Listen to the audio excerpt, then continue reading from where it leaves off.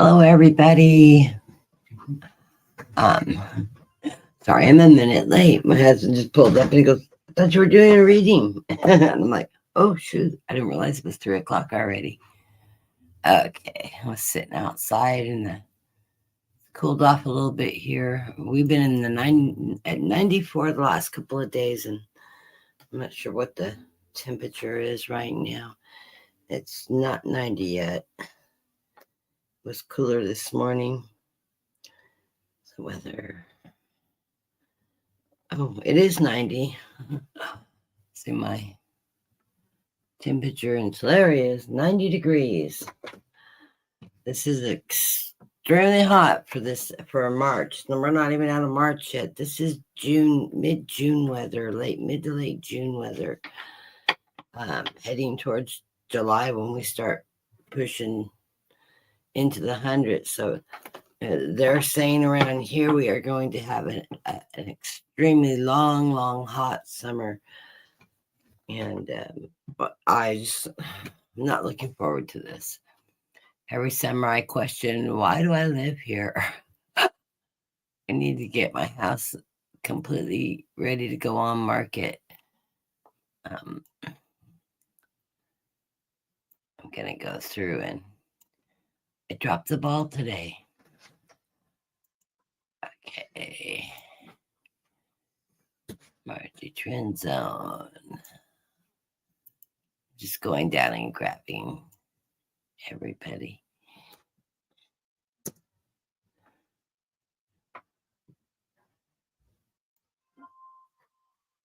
Okay. I want your 72 degrees. I'll send you 10 degrees. I know my daughter's in New Jersey, and she's I think they're like 50 degrees or something like that. Brenda said that they were -9 Celsius, which is about 15 degrees, 15.8, almost 16 degrees. I said, I'll trade you some cool for some warm. Balance out. Let's see.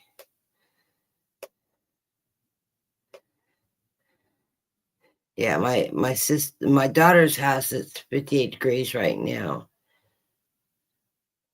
And yeah, she's on the East Coast. I think that's cool for this time of year on the East Coast too. Let's see.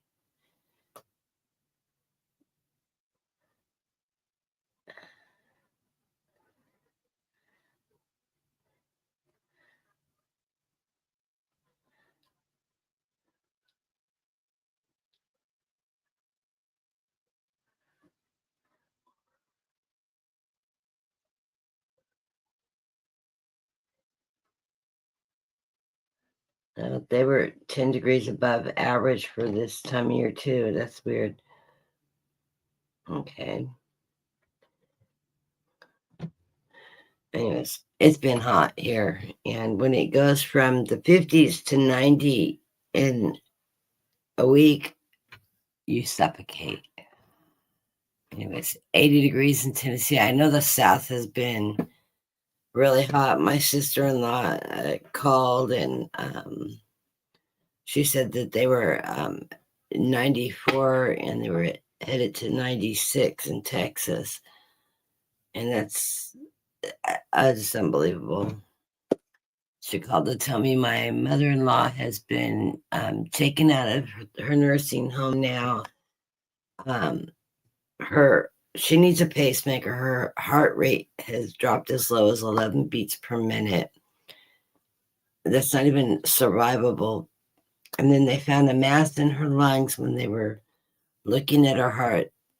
It caught her lungs, and she has a mass in her lungs.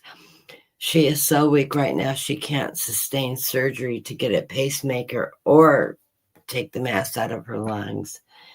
And of course, she's in renal failure, and she's been on dialysis. They said the dialysis isn't helping, and it's actually harder on her body to go through the dialysis process. So they removed her off dialysis.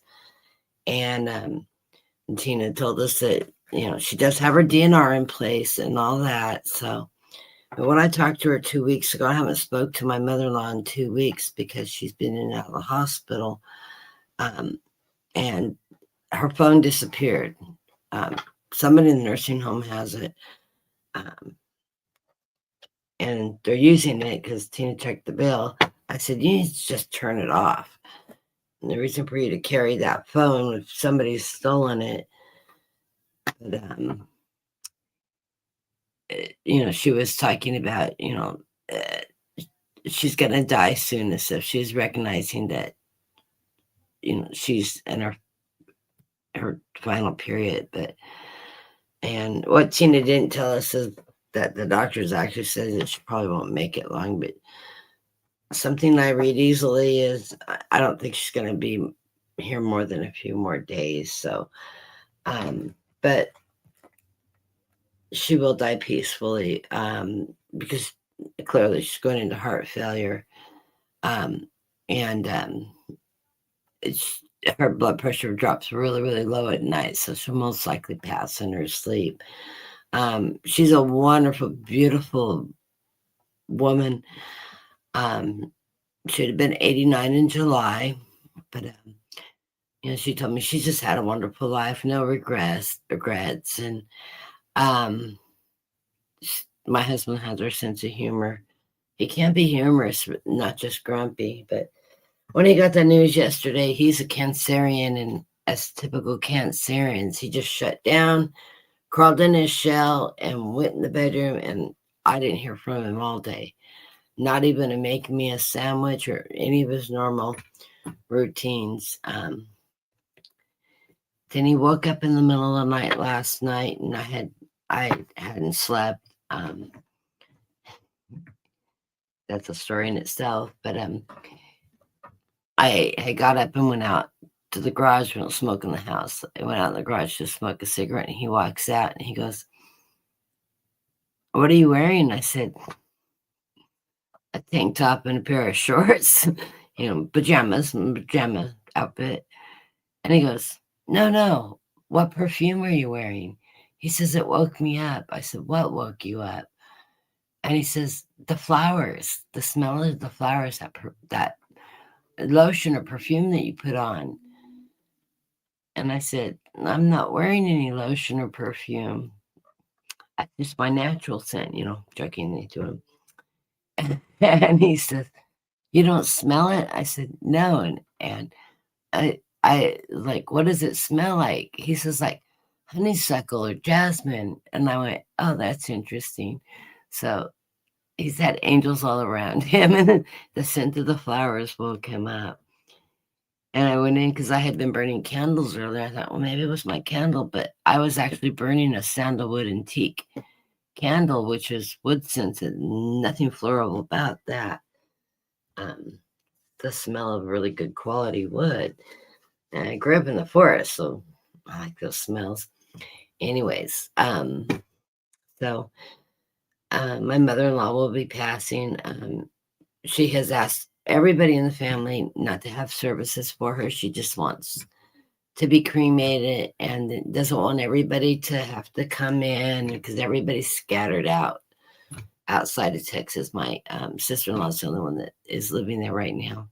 Well, and his other sister that they can't find. I said, check the prison system, because last mom told me she had gotten arrested.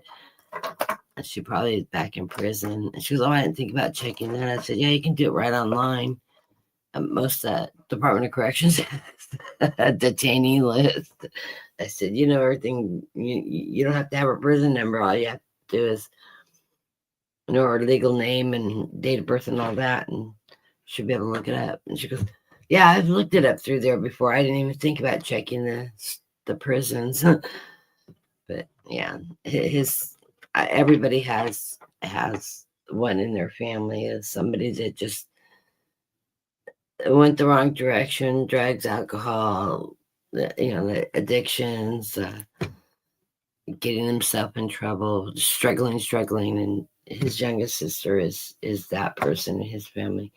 My little sister was like that, but she cleaned her act up, and she's actually a really good person now. She just went through a rehash of the teenage years in her 30s, unfortunately. Hello, Viviana. Anyways, I'm doing good. I talked to Brenda. She knows I wake up at 3 in the morning normally, and she saw my because I was on my phone. I was reading on my phone, and she flips me a message, and she says, "Oh, I hope I didn't wake you." I said, "No, I haven't been to sleep. I've been studying the Book of Enoch. I'm a weirdo. I'm a geek. I'm an admitted geek. I'm doing a comparison between that and the King James Bible that I was raised with, and cross-referencing the prayers and languages. And that's why I was studying the Sermon on the Mount. Very, very interesting. Very, very. I highly suggest, if you don't know what the Ethiopian Bible is, there's a ton of stuff on it on YouTube, but you can. I picked up a copy of it on my Kindle for I think it was $32. So I bought the Kindle version, not the audio book, because that way I can read along and I can set my Kindle up to read it to me while I read along. And it's interesting, though. I studied a lot of theology. I sort of had a falling out very young in life with God, and sort of lost my faith. And when I was in college, I took a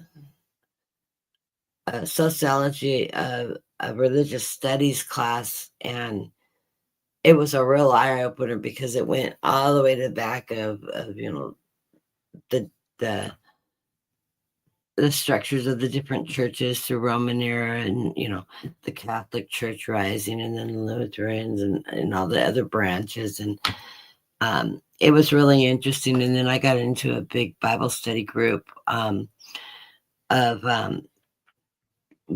people I went to college with from all religious backgrounds. I mean, we had Buddhists there, we had Muslims in it. It was just an interesting group. And what we did is we were reading different parts of scripture, comparing them to the teaching that how we were taught religion, and where our families were practicing religion. And it was just the most amazing discussion, very open, honest, no debating, no fighting, about who's right or who's wrong. It was very respectful. Really, really great group. And then the guy that ran the group was Nazarene. And he was studying ministry and theology. He was majoring in theology at the Nazarene College in Portland, Oregon, is where I was living at the time. And then he started shifting to trying to minister us rather than just heading up the group and keep an open discussion. And that's, if you study the sociology of church, it's a trend that happens when you get people studying religion together, and eventually it'll converge into a sect. And then they'll try to create their own little church and their own little ministry. And that's what in about 2 years' time, that is what happened. And the group disbanded from there. But it was a fascinating group. And both my sister and I were involved in it. And it's funny because they're thinking my sister and I don't usually get along, but that was one area we got along with. We loved to play tennis, and we would ride bikes together, but we don't have any of the same social friends. We're 3 years apart. We're complete opposite personalities. She's the beautiful one. I'm the outgoing one. I'm the tomboy. We're totally opposite. She's very shy, and she walks in a room and people stop. When she was young, now she just looked like an ordinary person. But when she was young, she was striking. She has that sort of look of Jacqueline Smith from Charlie's Angels. She has that kind of bone structure. We don't look anything alike. We're witches twins, as they say. She's brunette, olive complected. I'm a redhead, fair, sunburn. But yeah. Anyways, so I was talking to Brenda last night about that. I told her I am such a geek. I said the things I study, the other things I've been intensely studying on is creating power sources naturally, and how like the Amish community creates their own power because they don't have solar panels, but they do create their own power. It has a lot to do with the construction of how they construct their houses and using the sun to heat the structure, and the way they place the windows and face the house and all that has a lot to do with it, and different types of power sources. I study weird things. I had 5 majors in college. I started in accounting. I went into engineering. Then I went into biology. Then I went into genetics. And of course, heavy math classes. I always took tons of math and anatomy. And I was pre-medding and going towards genetics. And then I turned down a scholarship at UCLA because I had a 4-year-old and no family. And how do you go to med school full time as a single mom and spend 180 hours between lab work and studying? When does that child fit into that kind of work environment?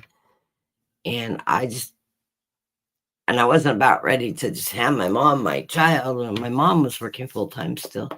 I didn't have a relative that I couldn't have done that anyways. I couldn't have walked away from my child.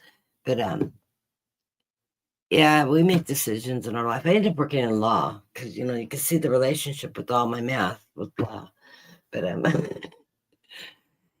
anyways, yeah, I've had a pretty diverse life, and of course, anytime I jump into a subject, I go down the rabbit hole.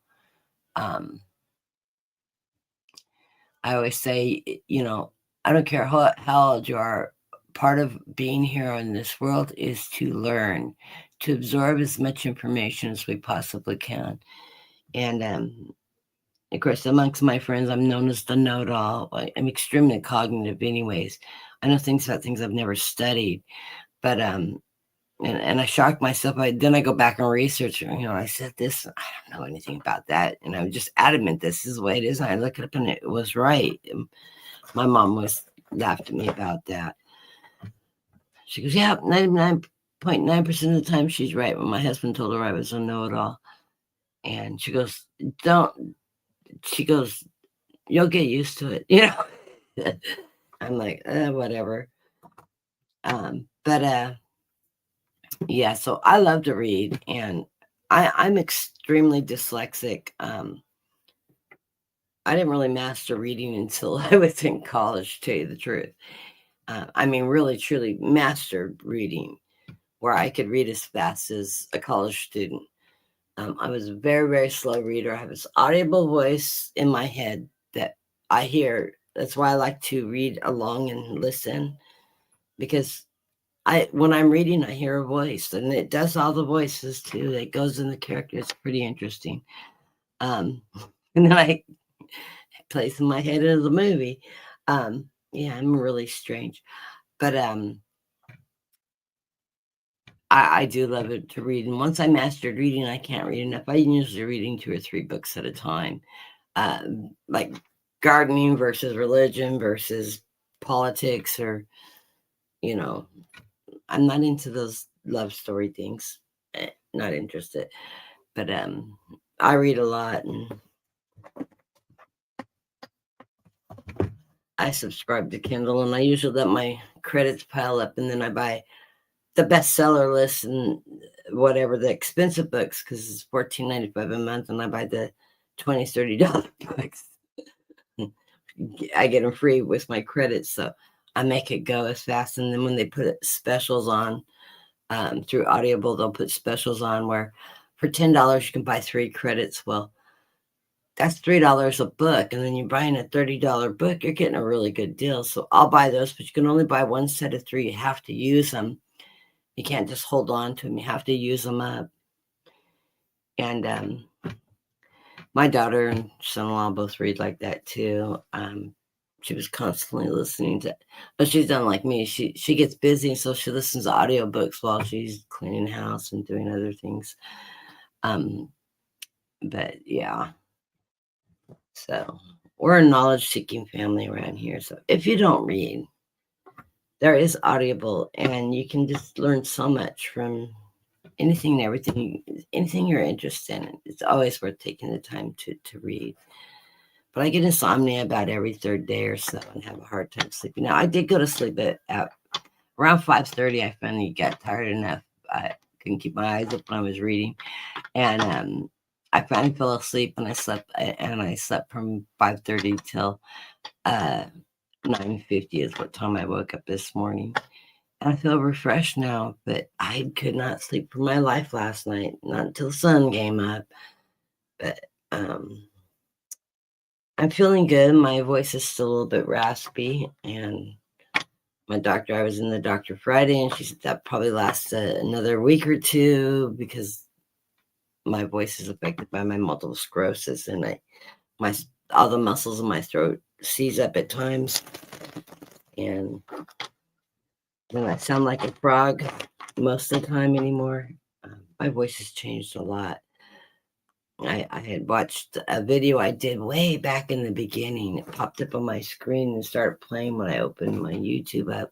I went into my channel, and I was like, wow, I sound really different back then in my voice. And boy, I've aged. Yeah, and getting sick will do that to you. And did you guys hear that the Attorney General under Bush, drawing a blank on his name, he passed away today. And Trump, of course, had to put his 2 cents in on his grieving. Not, the man is so rude.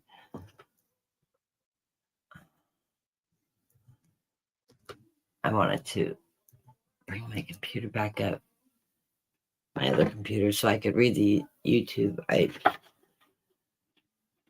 it on the big screen. I forgot. I need to get another mouse because I don't know what happened to my other mouse.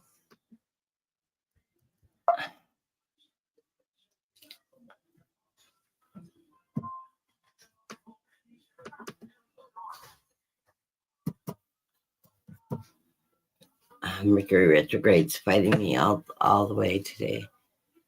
Okay.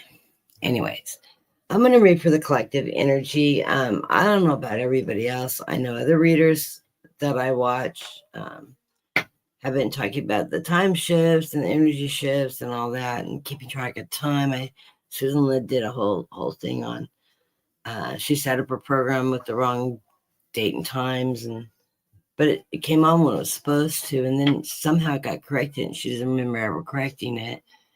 And I thought it was funny because I've been having a lot of problems with time lately, and that energy shift. Some days it feels like his time is not moving, and some days I'm like 3 days off. It's weird. It's weird energy right now, and I want to thank everybody in the collective of. I know everybody's upset about Trump starting this war, but I'm feeling like energetically nationwide people are not over stressing about it. They're just like going, the man's batshit.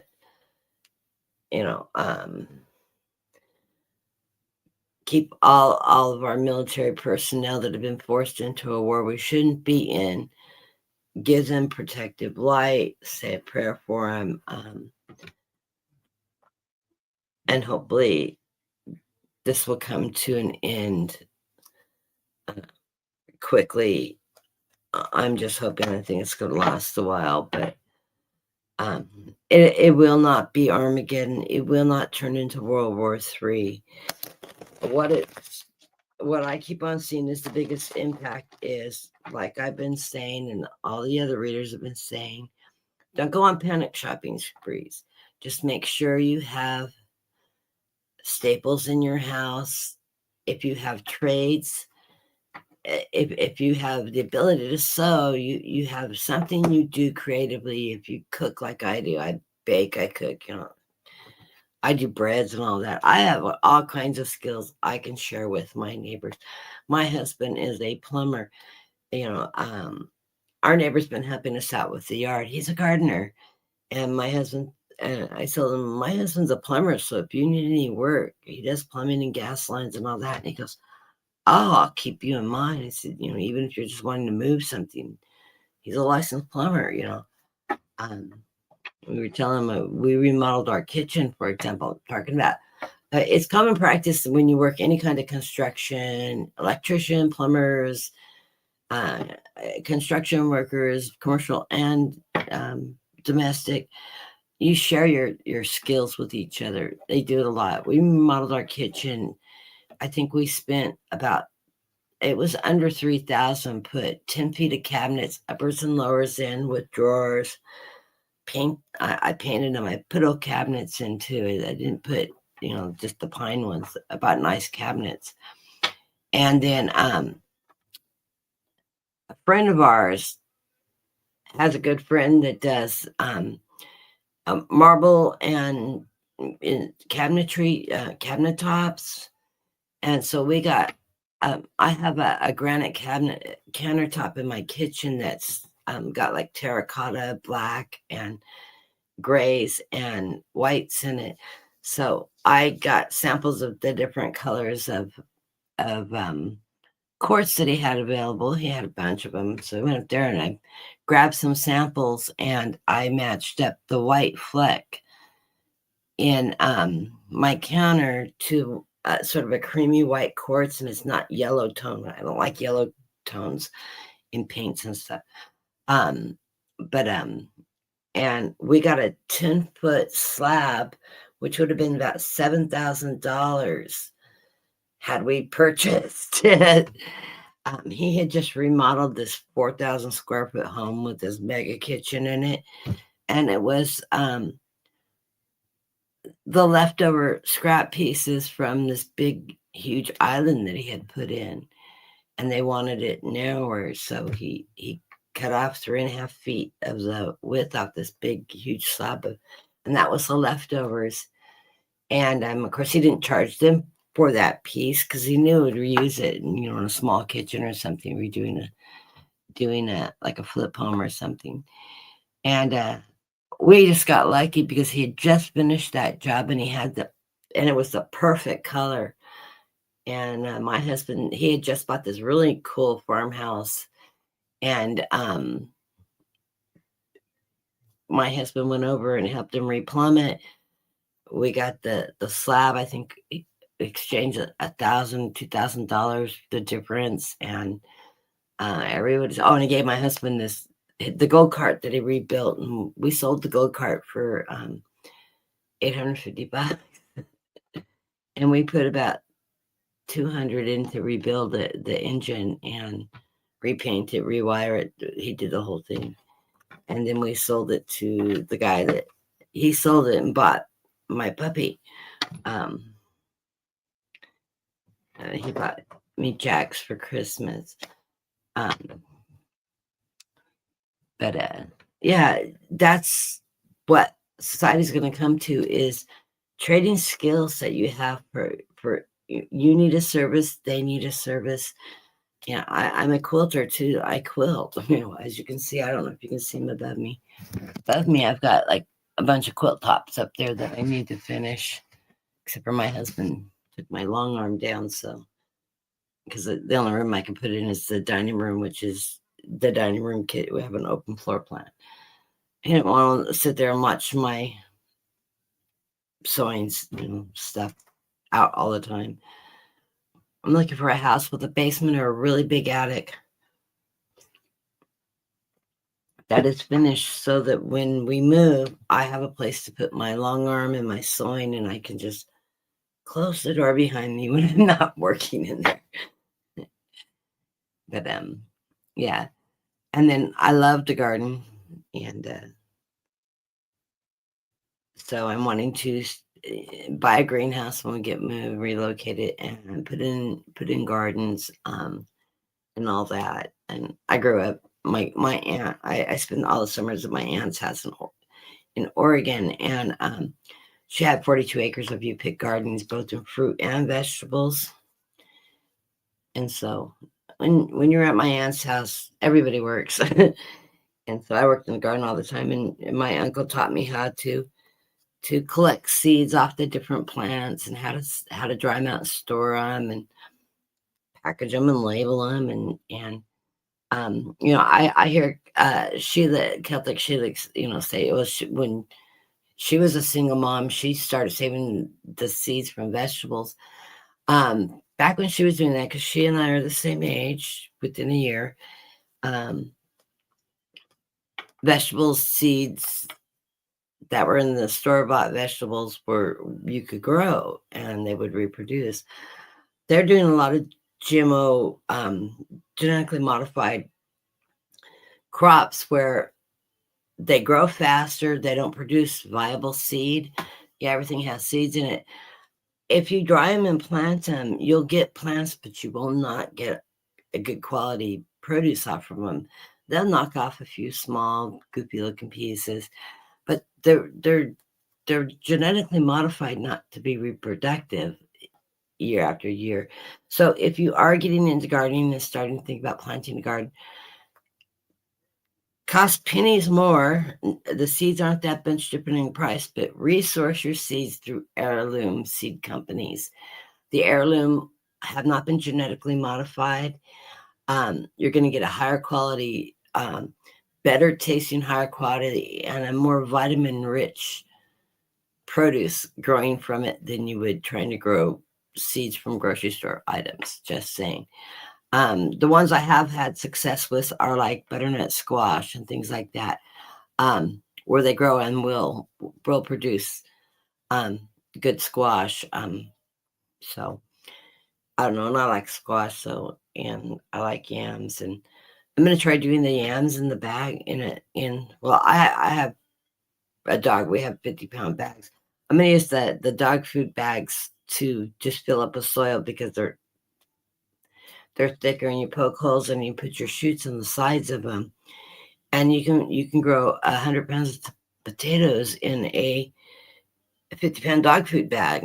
Just fill it up with garden soil and water it, and put holes on the bottom and drain it, and you can do sweet potatoes, all kinds of things. And you plant the shoots. You just poke holes on the sides, about 2 or 3 inches apart all the way around, and put your starts in there, and they'll take off and grow, and you'll have a whole bag of sweet potatoes. And if you dump the bag out in like a wheelbarrow, when you harvest them, you can reuse the bag, or you can just split the bag open, and throw it out, I guess. But those aren't highly biodegradable bags because they're made out of fiberglass and plastics.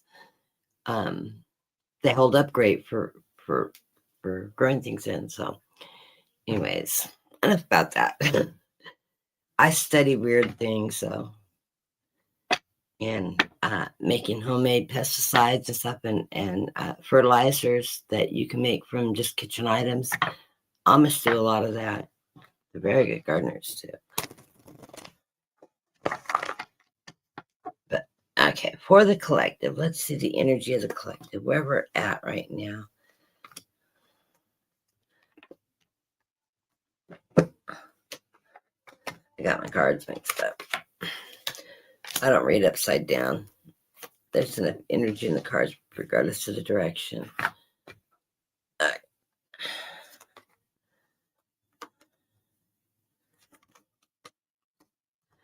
guess we are all feeling a little stressed still, according to the cards. Underlying card of this reading is the King of Wands. I think this is us representing ourselves, us taking action, standing up in opposition to what is going on, letting our voices be heard. We are not agreeing with what's happening to our country right now, between prices, fuel costs, all that. And I just watched J.D. Vance on a broadcast where he was talking about the place of our economy and the prices and all this that Biden's caused. And I went, oh no, dude, Biden's been out of office well over a year now. You guys own this. Biden didn't do tariffs. Biden didn't do everything to destroy our economy. We all know that. We're waiting for our ships to come in, for things to change. And luckily, we are getting support from overseas, from our allies, but it's a support of us, the people, not Trump, the war. We are planting our seeds, so we need to keep on speaking out. Write your congressman, make your opinions known, exactly what you feel about what's going on, and stay in that positive energy. Do not dwell in fear. Please, please, please. We're going to be fine. We are going to make it through this time. If you need help, ask for it. That's very difficult for us to do that. I know I have a great difficulty asking people for help, but you know what? Ask for help and offer something in return. If that's, walk over. I baked a bunch of bread, but I need some sugar in my house. Could I give you a couple loaves of bread for, some sugar, whatever, there's always an exchange you can do. I'll grow a garden. I'll share my garden with friends. Will I ask people to come over and help me in my garden? Sure. Why not?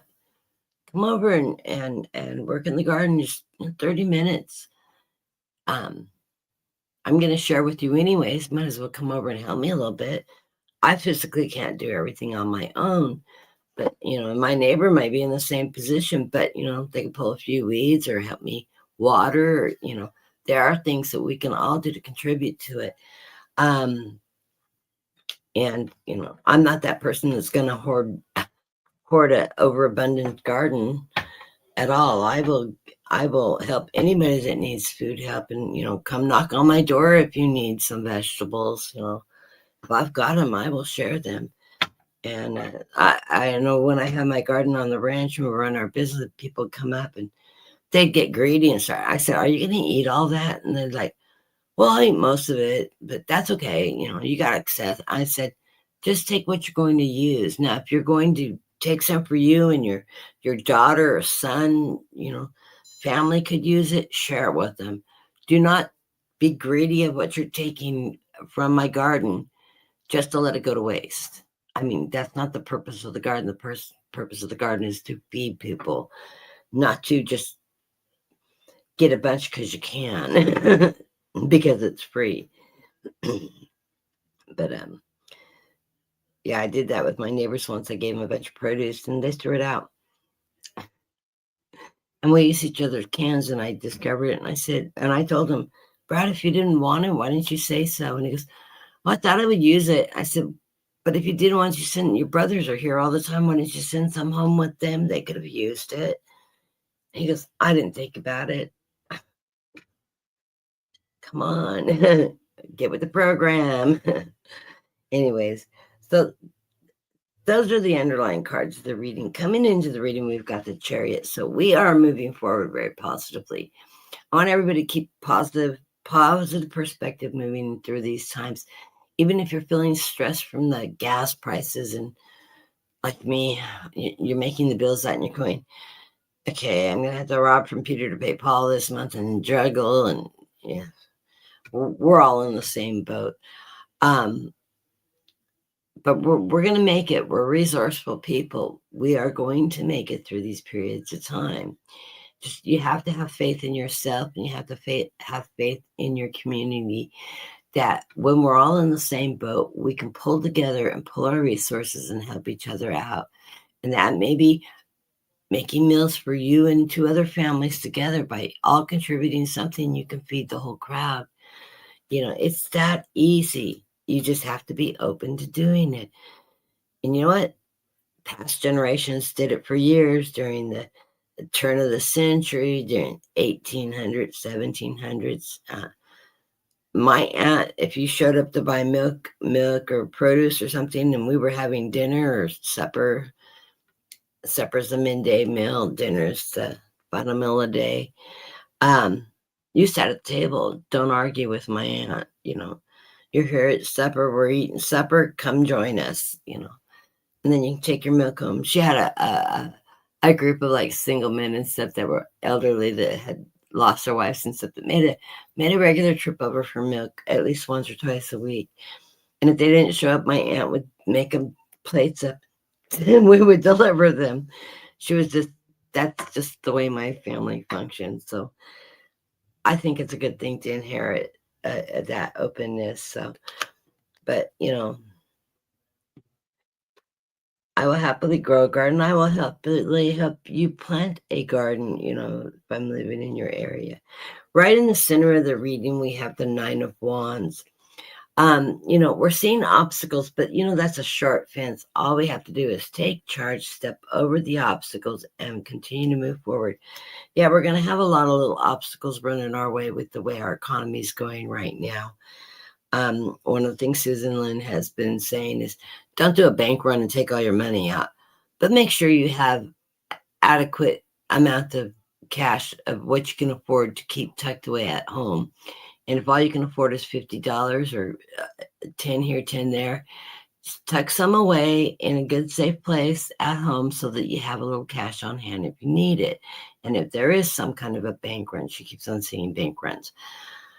I'm not feeling it. I do think we will have some computer grid problems and electrical rolling blackouts periodically, especially with the heat of the summer that they're forecasting. It's an El Nino year, I guess. I've been paying attention to El Ninos and El Nino stuff. But it's going to be a very hot summer, so it's going to put stress on our grids. We may have some computer interruptions with foreign hacking and stuff like that will bring our systems down for periods of time. We will survive a week without internet. Trust me, we did it before we had it, and we'll be fine. It's just going to, since nobody has landlines now, there are ways to connect and be able to communicate like a landline type thing through the computer system. Susan Lynn's going to post it on her channel. So if you follow her, go check her posts and it's some kind of a daisy chain thing. And I haven't looked into it yet. But I don't think we're going to have the whole nation goes blackout. No, it's going to happen in this area, that area.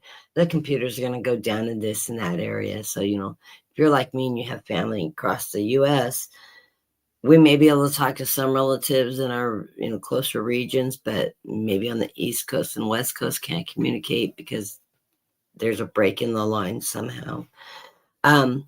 We are crossed by the world, these obstacles. And this is us. It's that completion of the cycle. We are at an end of a generational cycle. I think we all feel that. We all know that.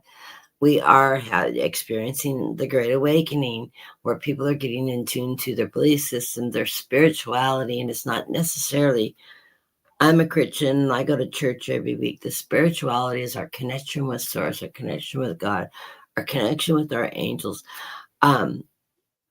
And my uncle always told me that God is always with you. Jesus is always with you. They reside in you. You're part of them. They don't reside just in the four walls they call a church. They're always with you. So you don't have to go to a physical house of worship to worship. And you certainly don't have to go to a house of worship and only believe what they're teaching you. Be open-minded. That's part of this awakening is getting in tune to what you're understanding and connection with the higher source, however you believe, God, the higher source, whatever you call that higher energy. I'm not here to sell a religious thing, but it's the faith. It's your relationship with whatever it is out there that's bigger than us. And we're all part of that source energy, like it or not. We're not the only ones in the whole entire universe occupying one planet out of billions of universes, For us to even consider that as a fact, we got to be lunatics. Why would there only be one life-formed planet in a huge universe of planets with the star systems? So, anyways, above it, we have the Three of Pentacles. This is, it's representing it. This is us working together in partnerships with others and in, building that fabric, building that foundation, and those resources. Money is not going to be the only resource. It's what you have to contribute to the community is a resource. Resource just isn't financial. You're going to find a lot of people are doing a lot of trading, bartering, help for help, you've got this, I need that, I've got that, you need it, there's an exchange process. Our world's functioned with trade for many years. Underlying, we have that Two of Swords. This is us standing in our truth, and what decisions we make are going to make a difference on how it affects us going forward. This is that strength card. The swords is your strength, your power, that truth energy. As long as you're living in that positive light, not dwelling in the fear of things, but realizing there is always a solution when you have a problem. Don't feel embarrassed to talk to your friends and neighbors of what your struggles are. They're struggling just like you. And that open communication will help you connect with people and help each other out, and also reduce that stress if you're stressing from those positions.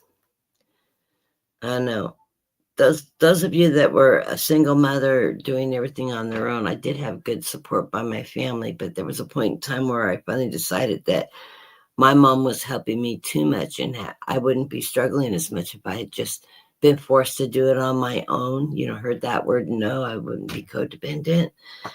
And I can't remember who I do know who I was reading. I'm not going to call you out. But sometimes we need to sever those ties.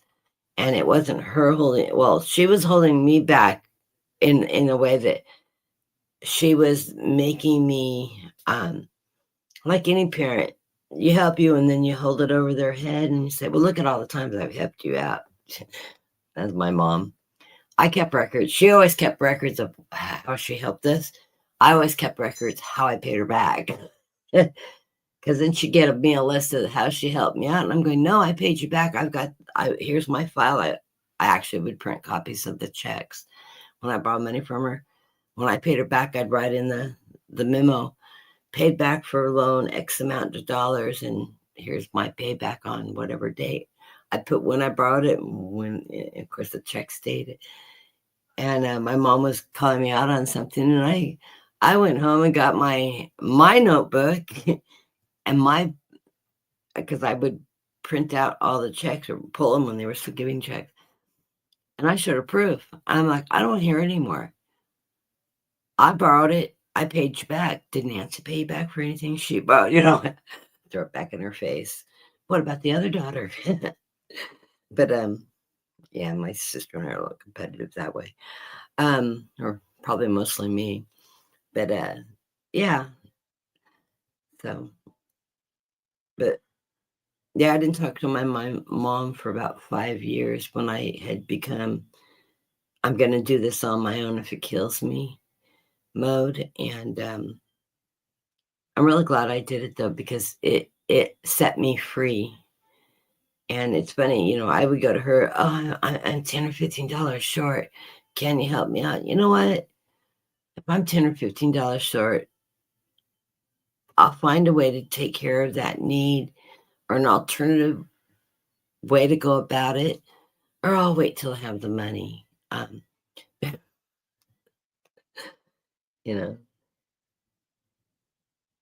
think that's just part of maturity coming from, being young to a mature adult. Going forward in our reading, as we're moving forward, we have the Seven of Cups, and I think these cups are reflecting the abundance that we do have in our life. And, we're trying to make choices and directions. And I think this abundance that we each have in our own is something that we have as a resource to help others out and to receive help back. So it's a charitable, it's a communal type of situation that we're going to go to. And if you don't practice this already, start doing it. Start with just close friends that you feel comfortable. You say, I do this and you do that. Why don't we help each other out doing these things, or do them together? You could teach me that craft and I could teach you what I could teach you to cook. You could teach me to sew,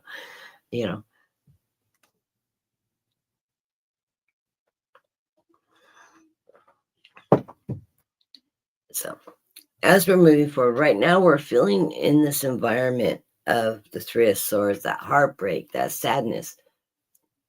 That's, I think, our instinctual reaction to the idea of going to war. Nobody wants war. I don't know why we think we have to fight and kill people to get what we want. It just makes no sense to me whatsoever. And why anytime they have technology, what's the first thing they do with some new technology? They try to make it a weapon. Let's instead of making these weapons out of these resources, why don't we try putting them towards the good of the people rather than how to kill your adversaries? Maybe we'd all get along better. We're in the environment. We are all spiritually connecting. We're the hermits. We're staying within, protecting ourselves, but we're also being guided down our path. This is my guidance card. The guides are coming. They're lighting your path. They're helping you to find the way. We're learning new directions in this process. But we will get through this process. We have the Seven of Swords here. We're charging up that hill in our righteousness, in our strength, in our opposition, not in war, but we're rising above the crowd. We aren't going to take this from our government. We will constantly voice our opinions. The numbers on how many people are agreeing to this war going on are just, other than if you're asking the GOP, who's all in support, 83% of them, makes no sense to me. Well, they're probably getting rich off arms productions and that kind of stuff.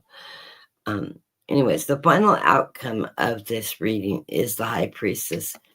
That's our spiritual awakening. That's our faith in moving forward. That's our being able to connect with that energy to bring it to something positive rather than to sit in a puddle of tears going, woe is me, and now I have no home and blah, blah, blah. No, we're not going to allow ourselves to fall and be put out. We will help each other in any way we possibly can, so that your money resources is going to your obligations, and your personal resources, your crafts, your skills, your abundance, etc., can be used as a trading post to do the survivalist thing. Like I said, even if you live in an apartment, you can plant small gardens in pots, and even those plastic storage bins, poke a couple holes, buy a bag of soil, fill them up. You can grow small quantities of fruits and vegetables. Grow what you like to eat.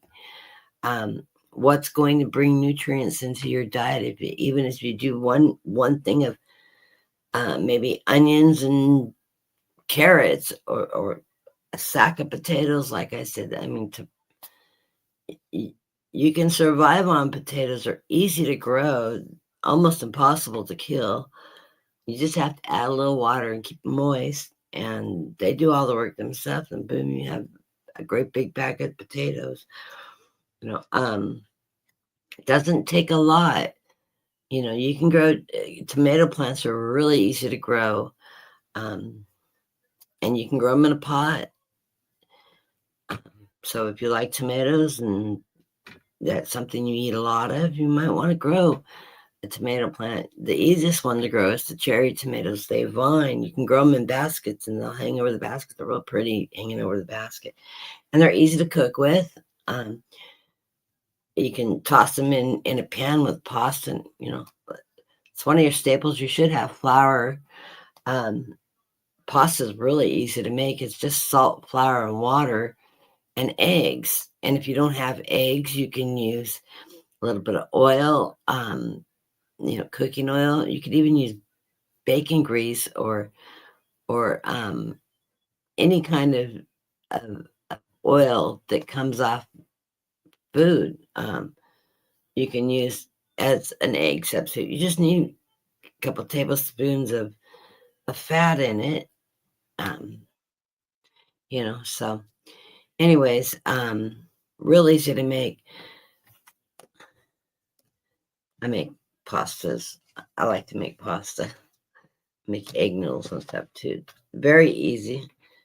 I use a rolling pin, a little bit of flour, water, salt.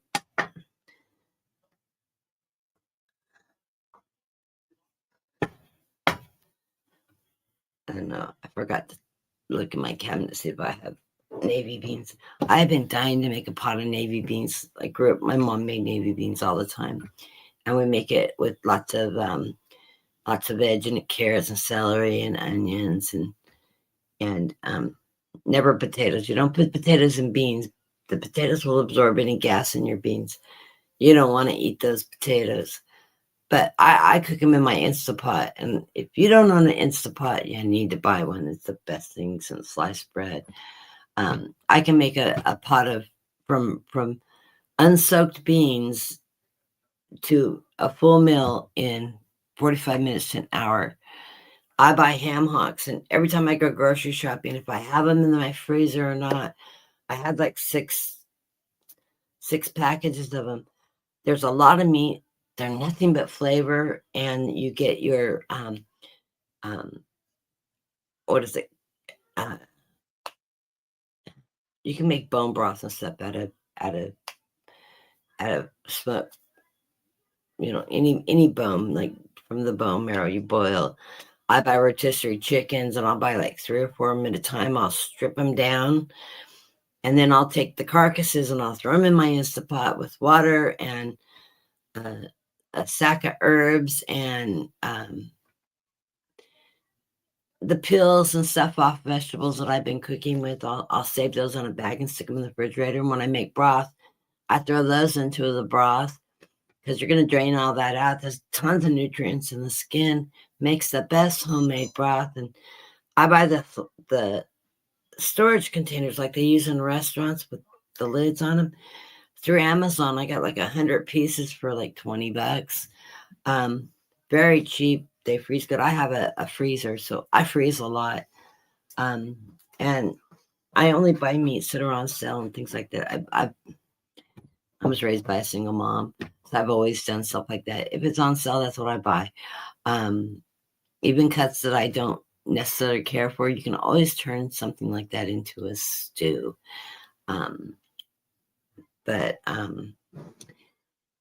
Anyways, I do that, and I buy the family packs, and I have a vacuum sealer. I've actually got 2. I need to get one to my daughter. I think she has one yet. I have a vacuum sealer, so when I get the family packs, I break everything down into proportionate sizes because you don't want to thaw out a whole family pack and then have to cook it and then you have to eat nothing but that thing of chicken forever. So what I do is when I buy it, I go home and I take it, break it up. I get the vacuum packer out there. I vacuum pack it because when you freeze a vacuum pack, it has no air contact, so it doesn't get frostbite or anything in the freezer. It really saves the life of a good piece of meat. But I vacuum pack them. Sometimes I even put marinade sauce in them and vacuum pack them and freeze them with the marinade. So when they thaw out, they've been marinated. They're ready to go on the grill. And I'll mark down what I marinated with. But it's a great way to store it. And that way you're not overcooking your proportions. There's just 2 of us here. There's no reason for me to cook for a family of 6.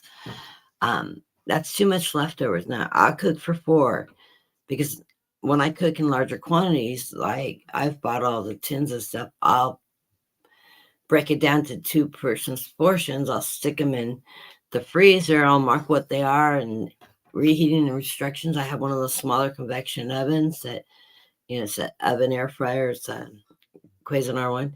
And I cook in that a lot. And those tins that I do for 2 servings, perfect. You put it in there for 350, 25 minutes, 30 minutes to reheat it from frozen, like you do those frozen lasagnas. You buy frozen lasagna. They cook faster in the convection oven. It's a smaller oven too. But once you get the art down of the timing of how to reheat something in it, it's like having a fresh made meal every day, and you don't have to do all that cooking. You do the cooking once or twice a week, and you put enough back because you make it bigger portions like you are feeding a family, and you break it down so that you have a variety of meals that you can grab from. I did that before I ended up in the hospital for a month. My husband had dinner every night as if I was home. All I had to do was stick it in the oven, and I wrote the instructions on the package. And he was really, how much money that saved us, because he would have been eating out at, what, $15 a pop, fast food. So it saved us a lot of money just having done that prep work, and it's not that hard to do. I really should do a food program and just things that you can make and freeze like that, and how easy it is. I really, really should do a platform for that too. And also baking breads. But if you guys are looking for easy breads that are no meat, really fast, that you don't even have to have a mixer or blender or any fancy tools, let me know. Just reach out to me, and I've got some fabulous Fontana dough recipes. They're Italian breads that soft and puffy and bubbly, phenomenal to eat, so easy to make. You just got to plan about a 2-hour period or a day ahead. You prep it one day, you cook it the next. So easy. There's even bread recipes that will rise up and get fluffy that you don't even need yeast for. So anyways, and I've been sitting Brenda. She's, oh no, I make that already. That is a good recipe though. We share stuff like that because she likes to cook too, and it's just her and her husband too. So she does like me. She either preps ahead or cooks. I think she stir fries a lot too. I have a really good wok. I haven't drug it out in a while. I need to do that. Wok cooking's easy, but when I buy vegetables and fruits and stuff like that, when I go grocery shopping, I come home, I wash them up, I prep them up for cooking, put them in an airtight container with a damp paper towel on them that keeps them from getting too much condensation and going bad, that keeps them fresh longer. And it keeps them from getting soggy and yucky. But that way I don't have to, if I want to throw a big stir fry together, something quick and easy, it takes 15 minutes to cook rice. I always cook long grain rice. Or if you have a rice maker, set it, forget it, and it makes itself. I've never mastered using a rice maker. My husband can make rice in the rice maker. I just make it on the stove. And then I usually make a little extra because rice freezes well. And I don't have a microwave anymore, but you can take frozen rice and put it in the microwave for just like a minute, and it tastes like you just made it. But yeah, there's all kinds of things you can do. And sometimes, if I have a neighbor that needs a meal and is hungry and I have something like that prep, here, have dinner on me, feed your children, whatever. That's just, I see it being a good thing. I think it actually will be good for society to start practicing some of those things, because how many of us live in neighborhoods and we don't know our neighbors? I mean, I do, because I'm that person, but there are people I see walk through and they don't talk to anybody. They just live in their own little little bubble. They live in this neighborhood, but they don't actually know the community. And it's sort of strange when you think about it. Okay. I am accepting donations, of course, to keep things going.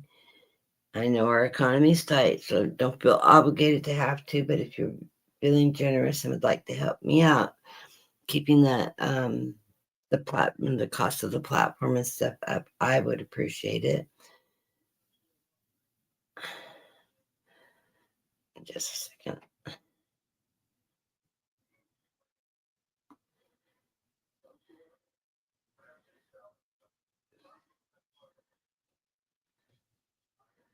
There we go. I was just seeing it. Thank you, Jordan. Or Gerald. Jordan. I don't know why I called you Jordan. Gerald. Betty. Okay. Gerald has paid for a reading. I was just double checking. If you do use my what is it? Yale account, whatever, the one that connects to the bank account, just let me know, because that one won't send me a pop-up notice because it's the weekend, and so I'll see it in the account, but it will process. It takes a day or so for it to process when it's the weekend. Zelle, and that's that account. Hey, baby. Let's see how big my girl is. She's not very big. Her sister is a full-grown cat now. She's 6 months old now, and she's just tiny. She's about the size of a 10-week-old cat. She hasn't even gotten hurt. You know how to get that awkward leggy look. Go tell Daddy to let you outside. She's now learning to adventure outside. Okay, first person up for readings is going to be Trend Zone, Mr. Energy, my Midas man.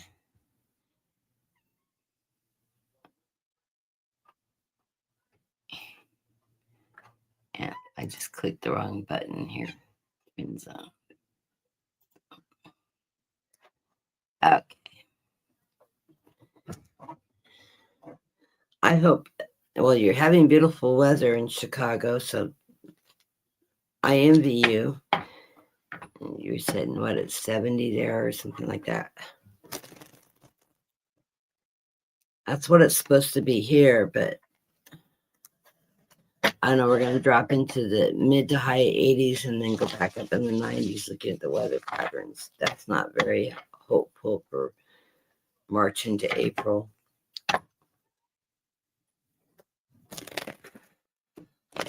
I've been a chatty Cassie today. I'm so sorry for that.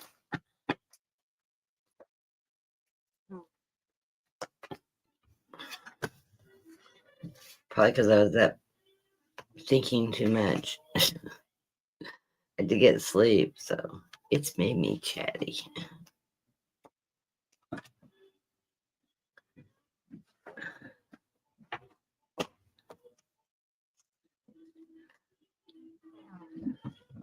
Well, Gerald, you've got a great foundation going. You got the 4 of Wands, so, but we knew that, right?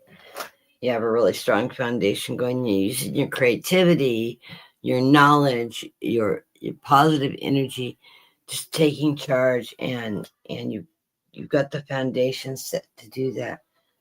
Oh, there you go. You got your golden egg. So this is that 9 of Cups energy. That's abundance coming your way. So, you know, like I always say, he's a Mr. Mighty Touch. He knows how to meet his needs, both financially and in abundance, with everything around him. And you get that higher self. You're connecting to your higher energies right now, that divine energy, your guides, and you're listening. You're very connected with that energy, and it's helping you move forward in a very positive way. Looks like you got a lot of movement in your energy this week. It's not so much going to be financial and business, although you got that beautiful 9 of Cups card. I love that. The first card you get out is, well, it's the the Knight of Pentacles, at that slow, steady moving knight that's going to allow you to move forward. I like the way they depict it. It's a wheat field. So, you've got your harvest plant there. That's a money maker. That's taking action, getting things done, putting those seeds in place. Sort of like that 7 of Pentacles card where you reap what you sow.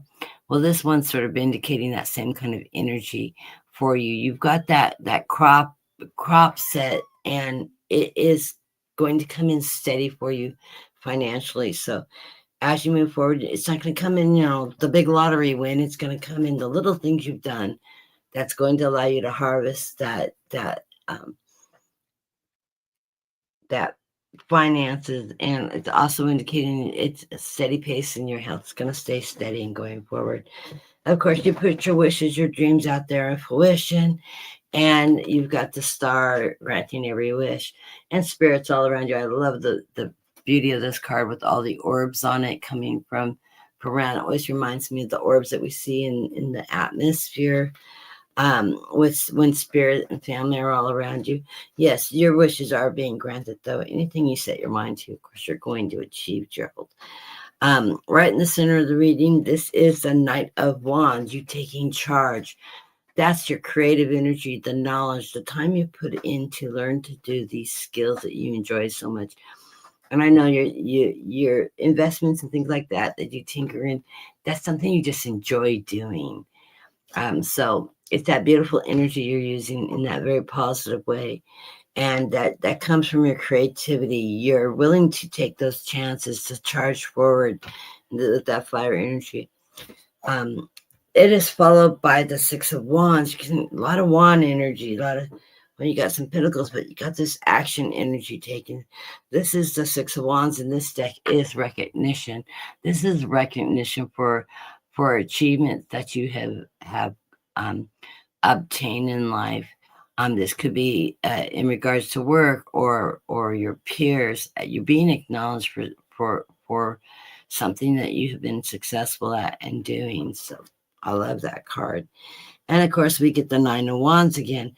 This is you're feeling like there's obstacles in your way, but you've come out of the nest and you're running to the ocean, to that new opportunities coming forward, because 9s are endings and new beginnings. And here's a seagull trying to catch you on the way out, but if you notice that seagull's not lined up with any turtle, it's gonna miss, and they're all going to make it out the ocean for that new beginning. And there you are, you're doing that charge to that new opportunity coming your way, and you're ready for it, you're prepared for it. So I love the energy. I love reading for you, Gerald, because you always have this just beautiful high energy around you. So I love the cards coming out, and you have a really good week and enjoy the beautiful weather. I know you guys have had some strange weather this winter, so enjoy that beautiful, warm, stable weather you're having. Oh, thank you too. I feel like I've been jabberjaws today. It's all that energy from having been sick. I've been like the little toddler cooped in bed sick, and now I've got all this excess energy. I've actually been working out in the yard this weekend, trying to clean up my flower beds and get them replanted. They are a mess because I've been down for the last 2 years. So I'm just glad I don't have a lot of energy. It's slow, but you know what? Just like anything else, a little bit every day, and it will eventually get completely done. So that's the way I'm going to focus on tackling that big mess in the yard, and just a little bit every day, and I will get it all done. It's not like my husband, who thinks he's supposed to go out and push himself until he's in utter pain. And I always tell him, just do a little today. It'll be there tomorrow. You can do a little tomorrow. Don't push yourself till you're in bed for a week. And with his back.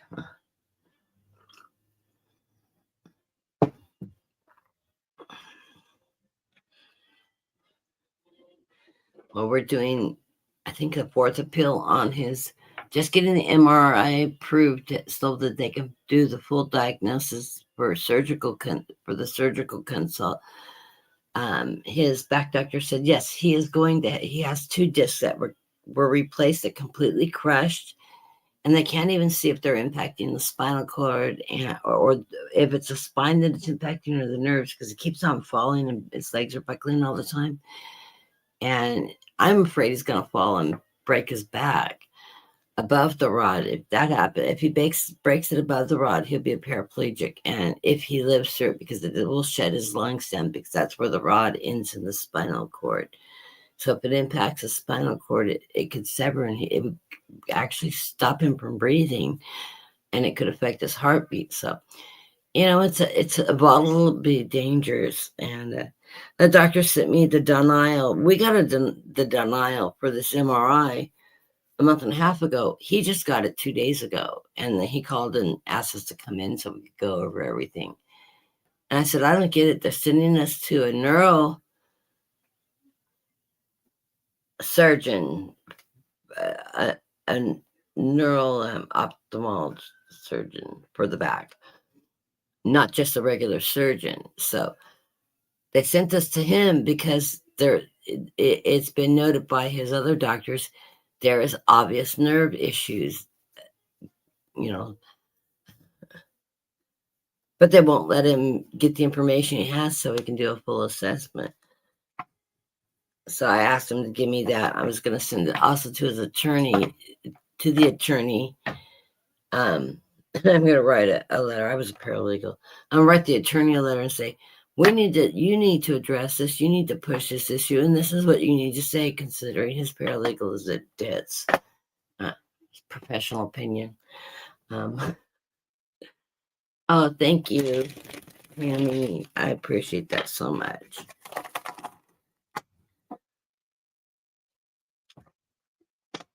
But next up is Marby.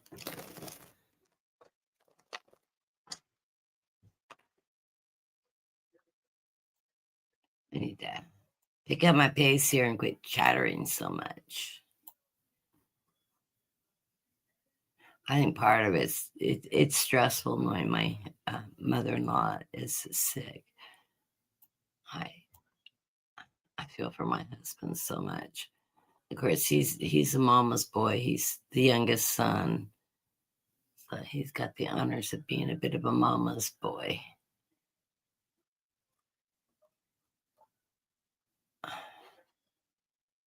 Okay. So Marby. And then Tammy, I'll get you next.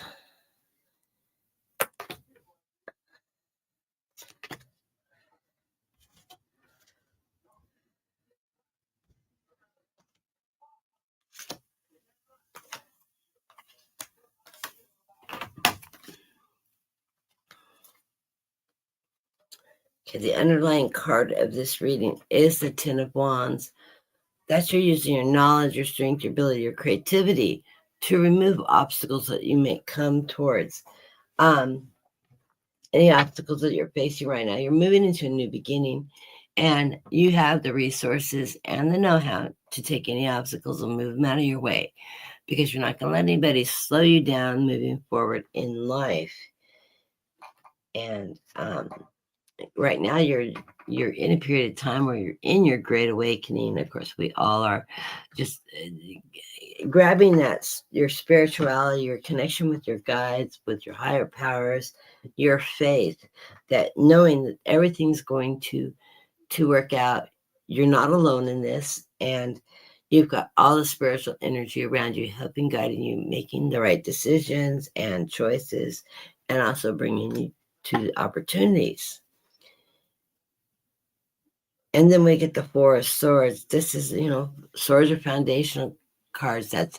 That's you having a great foundation in your strength, in your ability to stand in what you believe in and empower yourself to go forward in that. So I love that card.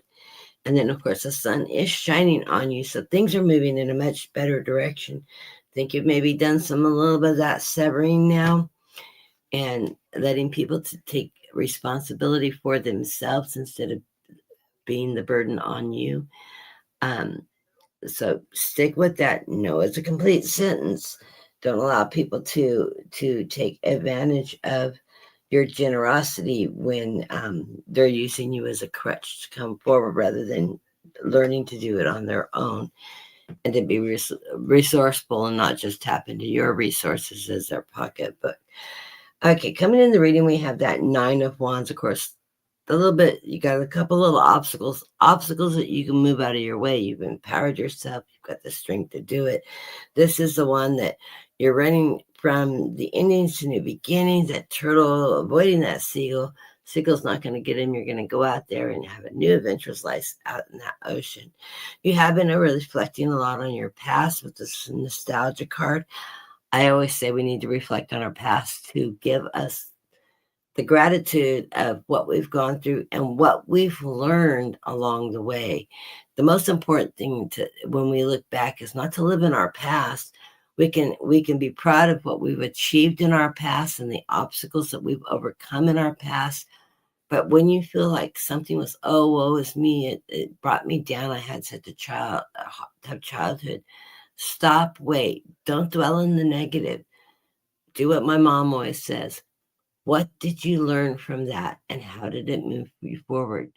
Are you making those mistakes still? No, you've learned those lessons. So take that energy and that lesson, let go of the past.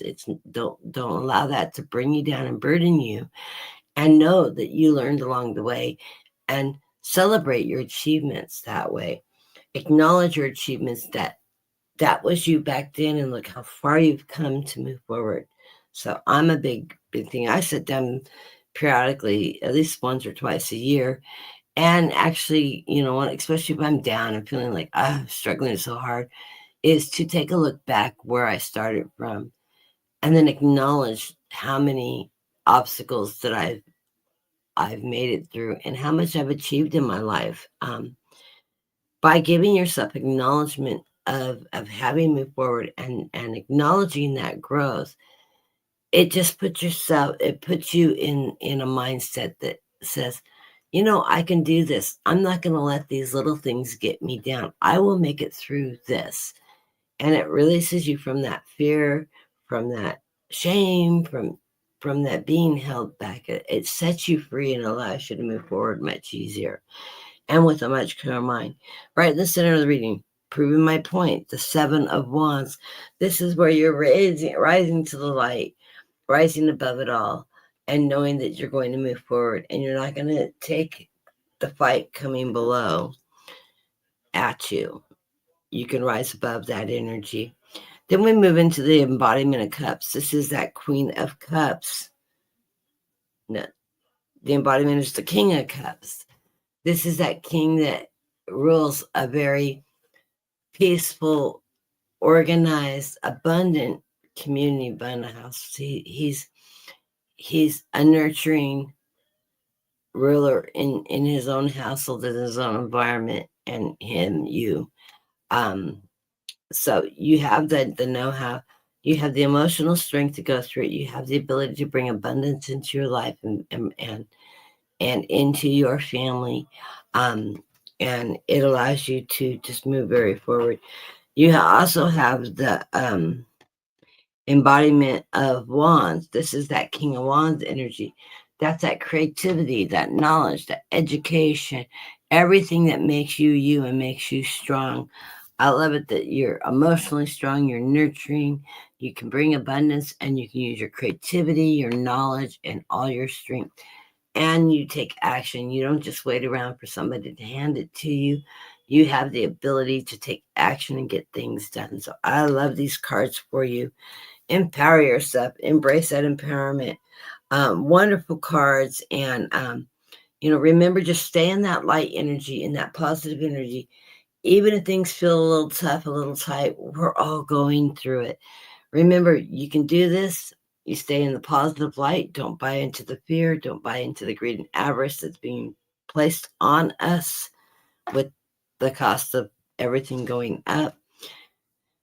You'll juggle around just like we all are, and all your ends will get made, and you will not run short of resources. You're going to be fine. And, I say that to all of us. As long as we keep a very positive perspective moving forward in harder times, we are going to do just great.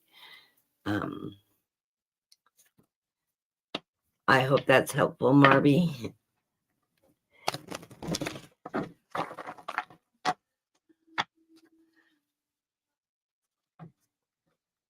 And as you know, last week on my Sunday program, was getting ready to schedule it, and Brenda called me at the last minute, and Ellis had that chest cold that we all had, and decided to do the self-care thing, which is the right thing to do. And I know it's hard to miss programs, but when you're sick like that, I hope nobody else gets that chest cold that I had, because it was miserable. Heavy chest congestion. I get pneumonia easy, so I was real worried about getting pneumonia, but I didn't get pneumonia. It just stayed in my chest and like right at the base of my throat. It's hard to breathe, and I was very, very congested. And then my sinus, was a head cold too on top of it. So one's dripping and one's congested. It's just horrid cold. And I had all three versions of it. One version comes with this massive headache. It's short, but you get this really bad lingering headache afterwards. And then one is just the head cold, chest cold thing, the normal. But I got one before I left to see my daughter. Like, I had antibiotics. I knocked that one off with antibiotics really good. And I didn't get the green, the viral part. It was just the congestion, the sinus infection type one. So I used Benadryl and Robitussin to break down the mucus and to help slow down the dripping, and Benadryl, antihistamine. And I'm sure it was because it's wet, damp, and all that. It's probably some cold allergies triggering it too. Some mold allergies. Anytime we have a lot of rain, it creates molds, which then kicks up your allergies, sinus, head cold type stuff. Okay, Dammy Bambi. Oh, your mom's here. She's giggling. She's laughing. You laugh like her too. I'm hearing a very similar laugh to your laugh. Very happy on the other side. Very, very happy. Just, it was more than she was expecting. It always is. The one thing that I always hear everybody say, the colors were so beautiful, but they're non-descriptive. It's color like you can't even describe the colors, because we have no description. We have nothing to compare it to. How beautiful it is.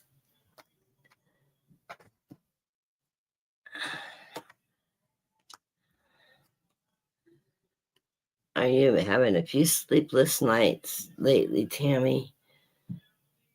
The underlying card of this reading is that Ten of Swords. I think that's just the loss of your mother. You're feeling like, things were a little chaotic. It always is when you lose somebody. But you're moving into that light. Your mom's in the light. She was a very faithful woman, very loving woman. And, you're coming out of your sadness. You're moving into that light. Take your time grieving. It's very healthy for you to grieve. So, and grieving can be positive, and grieving can be sorrow. But, I lost my mom 10 years ago, and I miss her so much. And it's funny because for a long time I heard her. I heard her, and she would talk directly to me. Now I rarely hear her. It's last time she spoke to me was when I was up. My daughter was just feeling really stressed out, and my mom stepped forward. She says, "I'm here for you, both of you, and everything is gonna be okay." Just that reassuring my mom. But that's the last time I've actually heard her speaking to me. She's busy being a toddler. My mom's reincarnated. and to my youngest grandson. Um, the next underlying card you have, Tammy, is that Ace of Swords. That's you're standing in your strength, your power. You've got this, Tammy. You've come through so much, and you've got this. And the Seven of Cups. This is you being able to manifest what you're wanting, how you want to move forward in life. And you have got all the ideas, and you've got that out in the universe manifesting what you want coming to you, and your prayers will be answered. You are having some sleepless nights right now. Maybe there's some issues around the family. I'm thinking, and I'm hearing a little bit of a yes, not big fighting or anything, but just a few minor issues amongst siblings, kids being kids as adults. But it's keeping you up a little bit at night. This too will pass, Tammy. Stay in your strength, your grounds. If it's something from your past or that's like throwing at you something, like, no, not accepting it, not going there. I'm not living in my past. Moving forward, you get the inspiration of swords. That is that Queen of Swords. This queen doesn't take any BS. She wields a strong, powerful storm. She stands in her might, her energy, and her truth. This is you. This is what you have become. Nothing but strength. You stand in your truth and you move forward in a positive, strong way. You are the queen of non-bullshit. So stand in that beautiful energy, because that is what's making up you now. And then right in the middle of you got a lot of swords. You got the Spirit of Swords. This is that messenger saying, reminding you, yes, stand in that truth. The truth will set you free. And it allows you to move forward in a very positive way. You've got the strength to accomplish anything you set your mind to at this point, Tammy.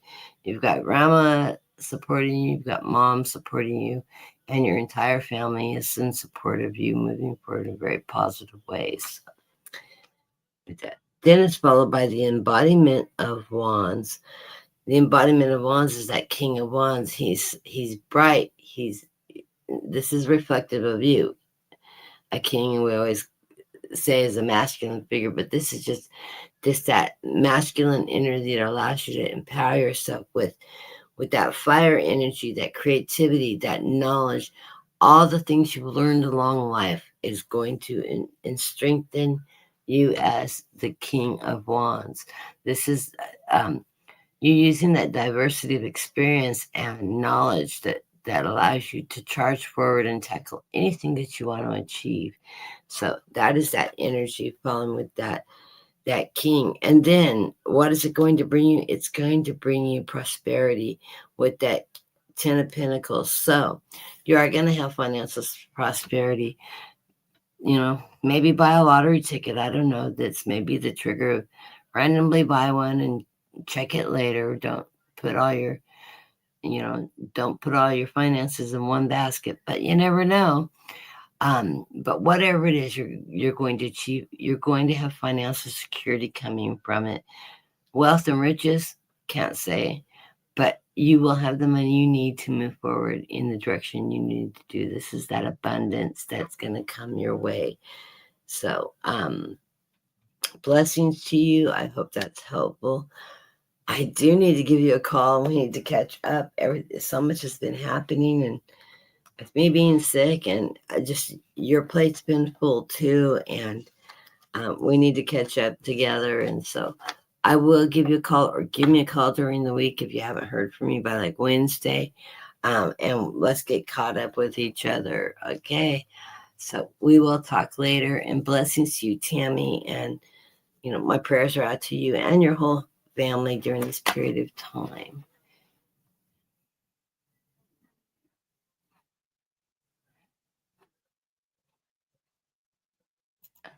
I think I forgot to take Marby's name down. I'm on the wrong page. Okay. Next up is mollusk.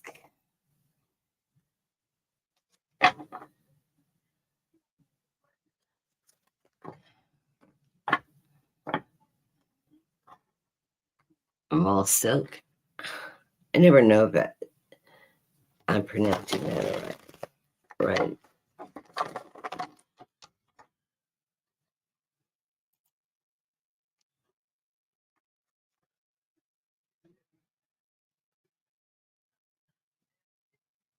Daddy has a pacemaker. Yeah.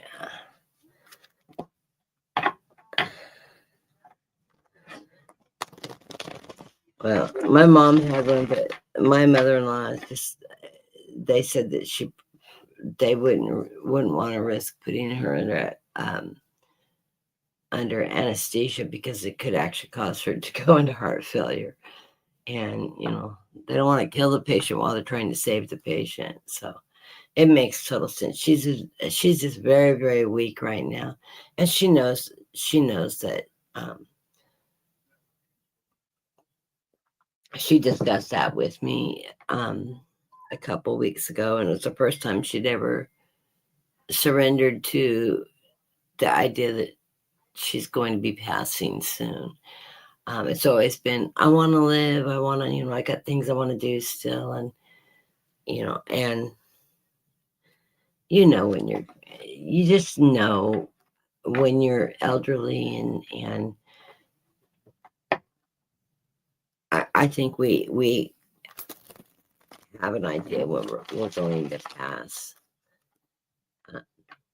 especially in old age. Now, we don't always know when, we get slammed by a car and we die in the process or something, those accidental deaths, those unexpected deaths. But when you've lived a long life and you're going through just the normal phasing out in life, yeah, I think we know when it's coming.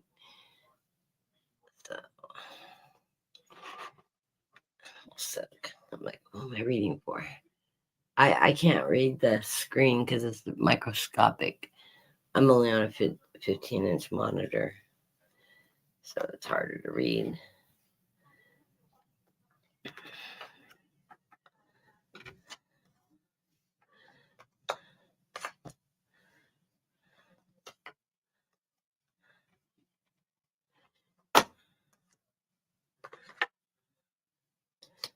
Okay, the underlying card of the reading, the devil. This is not not death, not that kind of devil energy. This is somebody this is somebody that is in your surroundings that has been suppressing you, trying to control you, trying to tell you what you should be doing. These are the decisions you should be making. They're trying to control you. They want to be your little puppet master, but you're not going to stand for that. You are going to stand up to that energy and separate and divide yourself from it. This could be you coming out of a relationship with somebody. It could be a work partner. It could be a marriage. It could be a family member, even a sibling or somebody very close to you that's trying to take advantage of your generosity, trying to manipulate you, control you, suppress you, keep you held back. But be aware of that energy. There are solutions to that. It's one, making your own decision. Don't let somebody else tell you what you should be doing. Follow your heart energy. You can be polite and say, thank you. I will take that under consideration and do what you know is right. Don't let somebody make those decisions for you. Do not relinquish your power to others. By doing that, moving forward, you get this is followed by the 10 of Pentacles or the 2 of Pentacles. You feel like you've been juggling around with this person, but all you're looking for is that balance, and you will gain balance by being aware of their energy and how they're moving towards you. You are being guided here. Your guides are around you. They're helping protect you, and they're helping guide you away from that negative energy. So you will be getting out of that energy, and taking control of it. If you have to sever a relationship in the process, then that is the best thing for you. Then that's what you need to do. Follow your heart on how you're dealing with this energy. Do not give in to somebody that's manipulating you, controlling you, or trying to speak for you and not allowing you to voice your own opinions and make your own decisions. Okay. Empower yourself. You're strong. Okay. And I guarantee you're strong, because the first card out in this reading is that Ace of Pentacles, or that Ace of Swords. Sword is your truth. It's your strength. It's your fire energy. It's not putting up with the BS around thing. This is you wielding your truth with a sharp sword. It's followed by the Two of Wands. Whatever is going on is going to move you into opportunities that are going to change, and you're going to be just fine coming out of this, because you've got this the Blackstone obsidian energy that's keeping you grounded and is allowing you to make good decisions. Wands, of course, is whatever decision you're making, this is going to open the door to using your knowledge and your creativity, your education, all that. It's an action card. It is you being able to take action to move forward in a very positive light. And here it is, the background. The sun is shining on you as the opportunities are being presented. And you're going to be doing this in a very grounded way, that is going to lead you in the right direction. You're coming out of that energy of that Three of Swords. That's that suppression energy. I'm feeling like this is a very strong relationship of some kind. It could be a work relationship. It could be a love relationship. It could be a boyfriend or a brother or sister, something that you have a really close bond to, but they've been manipulative. They've been pulling the strings and taking advantage of your energy and telling you how to do things and how to live your life, etc. And it's really heartbreaking to one, having experienced that kind of energy in your life, but then having to stand up against it. It can leave you feeling a little bit heartbroken, because you don't want to hurt anybody along the way, but you also don't deserve to be the one hurt. And so you're setting yourself free from that energy, and it's gonna feel a little scary at first. It's gonna, because yes, your decisions should be the one you're taking into consideration. You shouldn't allow somebody to suppress you or be reliant on you being their servant, or them being a puppet master to every decision you make and what you're doing. So you're freeing yourself from that information. That comes with a bit of heartbreak, but that heartbreak will heal, and you'll be stronger for the thing. You get the Inspiration of Cups. This is the Queen of Cups. This is that nurturing queen, that honest queen, the one that goes with the flow and moves the oceans in her rhythm, and it allows her success and prosperity. It also keeps you compassionate, bringing abundance in, and being able to nurture those around you. It's not your job to nurture the devil. It's your job to nurture yourself, nurture the people that are important to you, that you feel an obligation. You should be caring for your young children, not your adult children. You can help them out. Do not carry them. Do not let them be that devil in your life suppressing you either. But you have this, that motherly instinct, that nurturing ability, that knowledge and energy that you bring forward, stand in your truth. And this very positive cards around you. This is showing you re-empowering yourself in the situation. Will you have some sleepless nights? No. Will you have a little bit of depression? Yeah. This is stressful when you're making these kind of changes with changing relationships and changing the dynamic on what you've been under. It's going to bring a little bit of depression and sadness. Allow that. Cry those tears. Cleanse your body from them. Have that moment of depression. Nurture yourself. Care for yourself during that period of time, and allow yourself to mourn that loss of whatever has been taken from you. It is a mourning process, as it is a growth process. So, but this is a process you will get through, and you will not be drawn back into those energies again. So, blessings to you. Know that things are moving in a positive way. Yeah, it feels a little difficult right now as you navigate through this, but in the end, you're going to be empowered by your truth, that strength, that knowledge, and that ability to nurture the people that you need to be focusing your energy on, including yourself. So blessings to you. I hope that's helpful.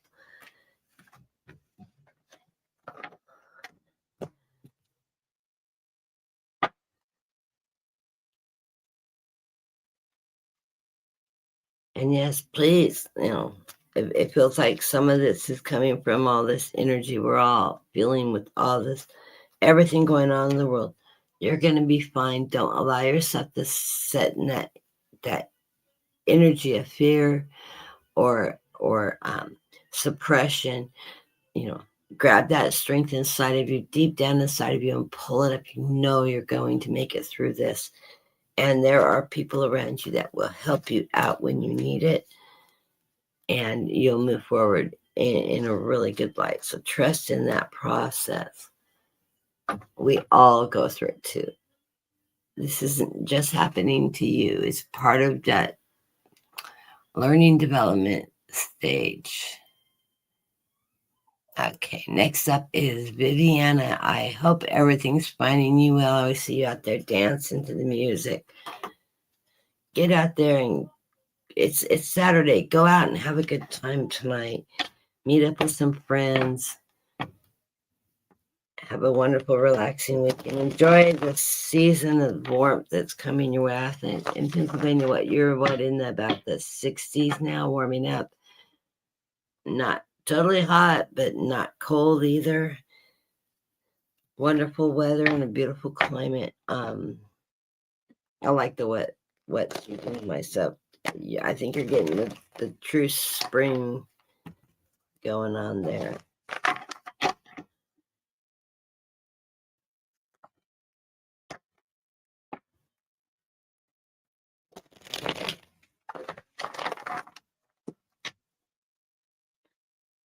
What kind of energy we have going on here?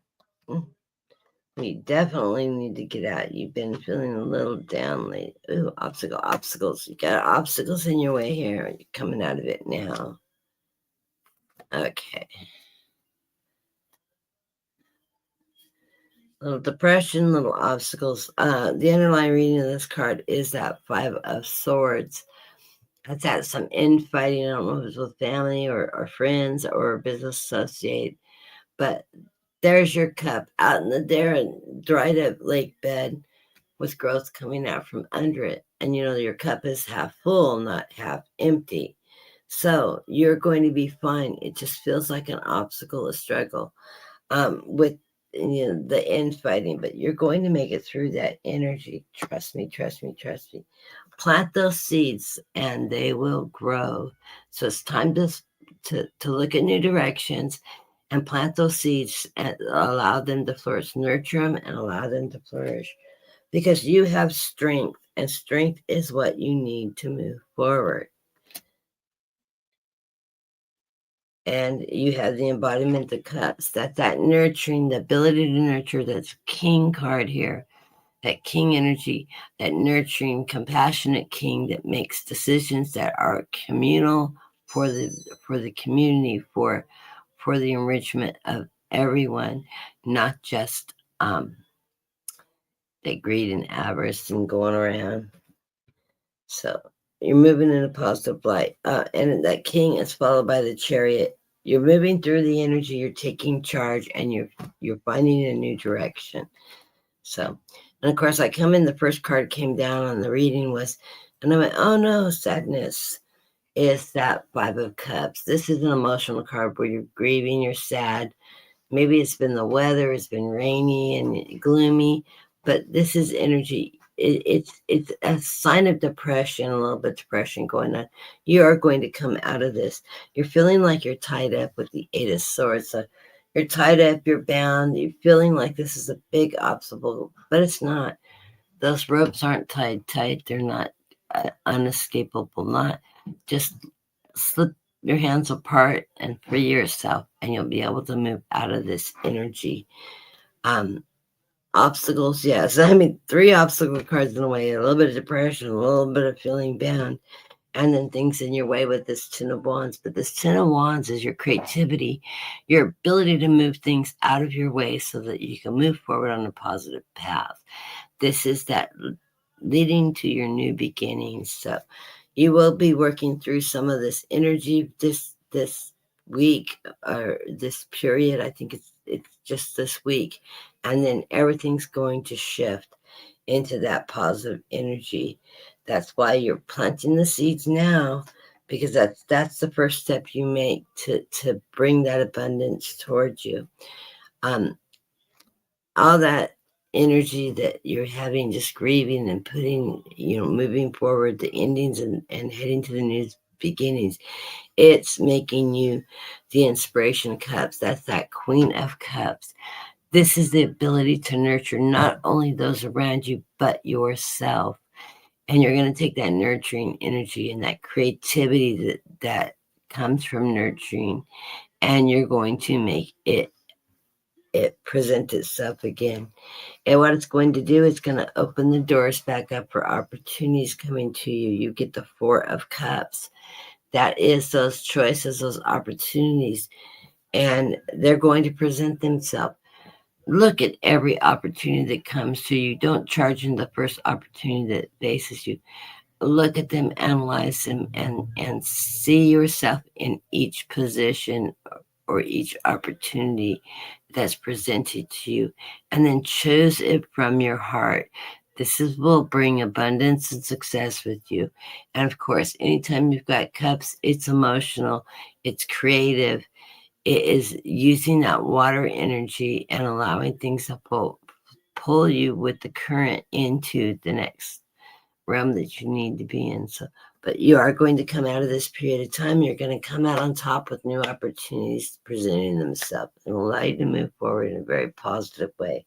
So I do love this card because, underlying, you've got that Chariot. The decisions you make are going to allow you to drive your own experience. You're planting the seeds, and you'll be driving that and moving yourself forward in a very positive way. So I like the cards. A little bit struggle through there, but I think we're all going through a little bit of that off and on. How couldn't we, with everything in the state it's in right now? But we are going to get through these times, and so are you. And we're going to be stronger and positive and living in the life that we're wanting to live by creating these new opportunities for ourselves as we move forward.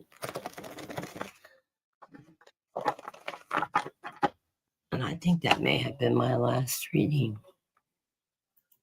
Let me check the room and see if anybody else came in, snuck in without me seeing them.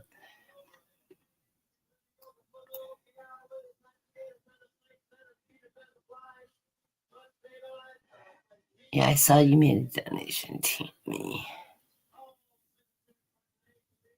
And if we talk, if you have any, anything you want to talk about specifically, we'll touch base on that.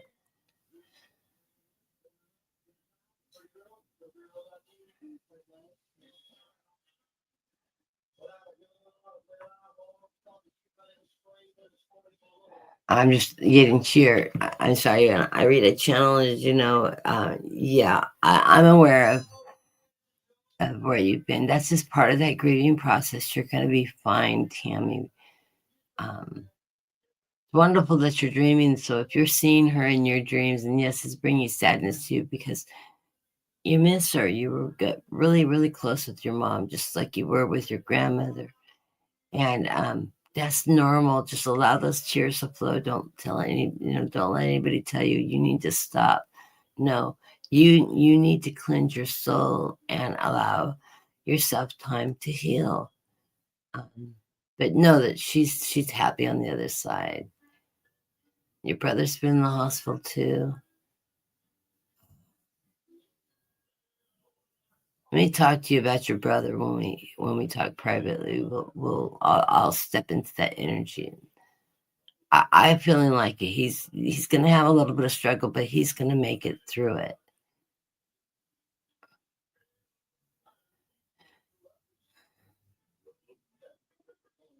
He may have to have surgery or something with his heart or a pacemaker put in, but it's going to correct it. It's going to help him out tremendously, Tammy.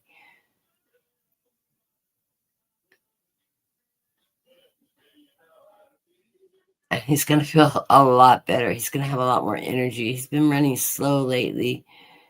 Everything just pacing down. He hasn't been feeling good for a while. I think even your mom and everybody random's noticed it and tried to get him to go into the doctor. He didn't go as soon as he should have. He's a little bit stubborn. Oh, Melissa, I see you here. Let me grab you a reading real quick too, Melissa. I didn't have a chance to see that. Let me put you in the loop from New Zealand. Wonderful.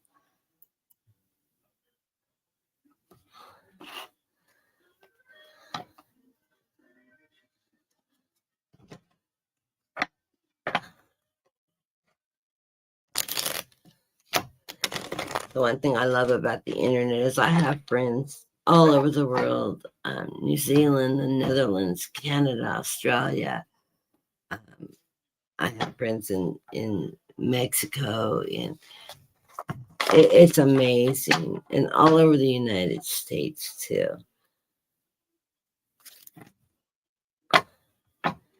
The one thing I do like about the internet is it brings the people in the world closer to you. We can live far apart, but we can have relationships with each other, even if it's not face to face on the computer system and talking privately on the phone and on Messenger or on any of the internet programs where you can do face to face talking time. You really feel like you know the person you live near.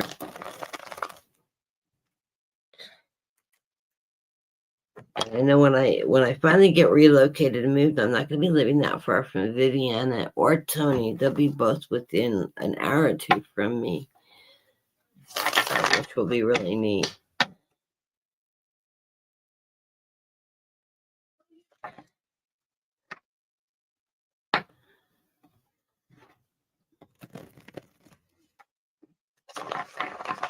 And I most like, because my daughter and grandchildren live in New Jersey, and I have to cut through Philadelphia to get there. I'll be like heading your direction on the way to Jersey. So maybe we can grab coffee or something sometime, Viviana, when I get moved. We'll have to talk about that once everything gets settled down. So I'll be traveling back and forth, of course, to see my grandchildren. I can't wait to live closer to. My oldest granddaughter is a goalie in lacrosse, and she's quite competitive. And I think this is her 4th year in league.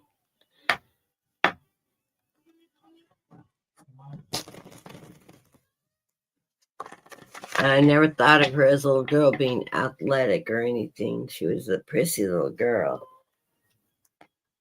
She's turned into the regular aggressive goalie jock. She's fun to watch. She's a spitfire, that's for sure. Okay. Oh, hello, Brenda.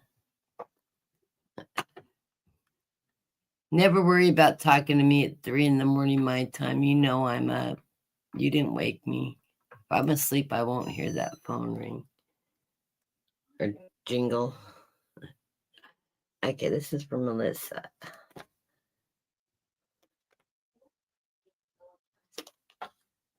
Oh, I love these cards.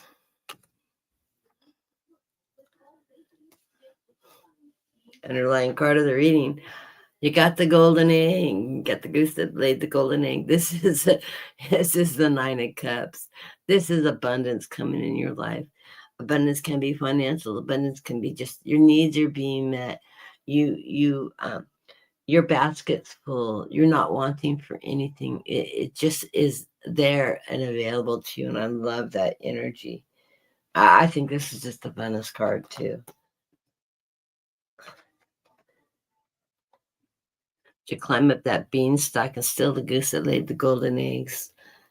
You have a little bit of depression and struggle going on, a little bit of infighting, maybe with friends, relatives, or somebody at work. We get the Five of Swords, but this cup is sitting in a dried out lake bed, but it has growth underneath it. Remember, when you've got a cup, it's not an empty cup. Your cup's always at least half full. So this is telling me you have abundance, and you got the goose that laid the golden egg and got that golden egg. So let this energy go. Stand in your truth. It's going to set you free from any negative infighting. Just stand your ground, stand it firm.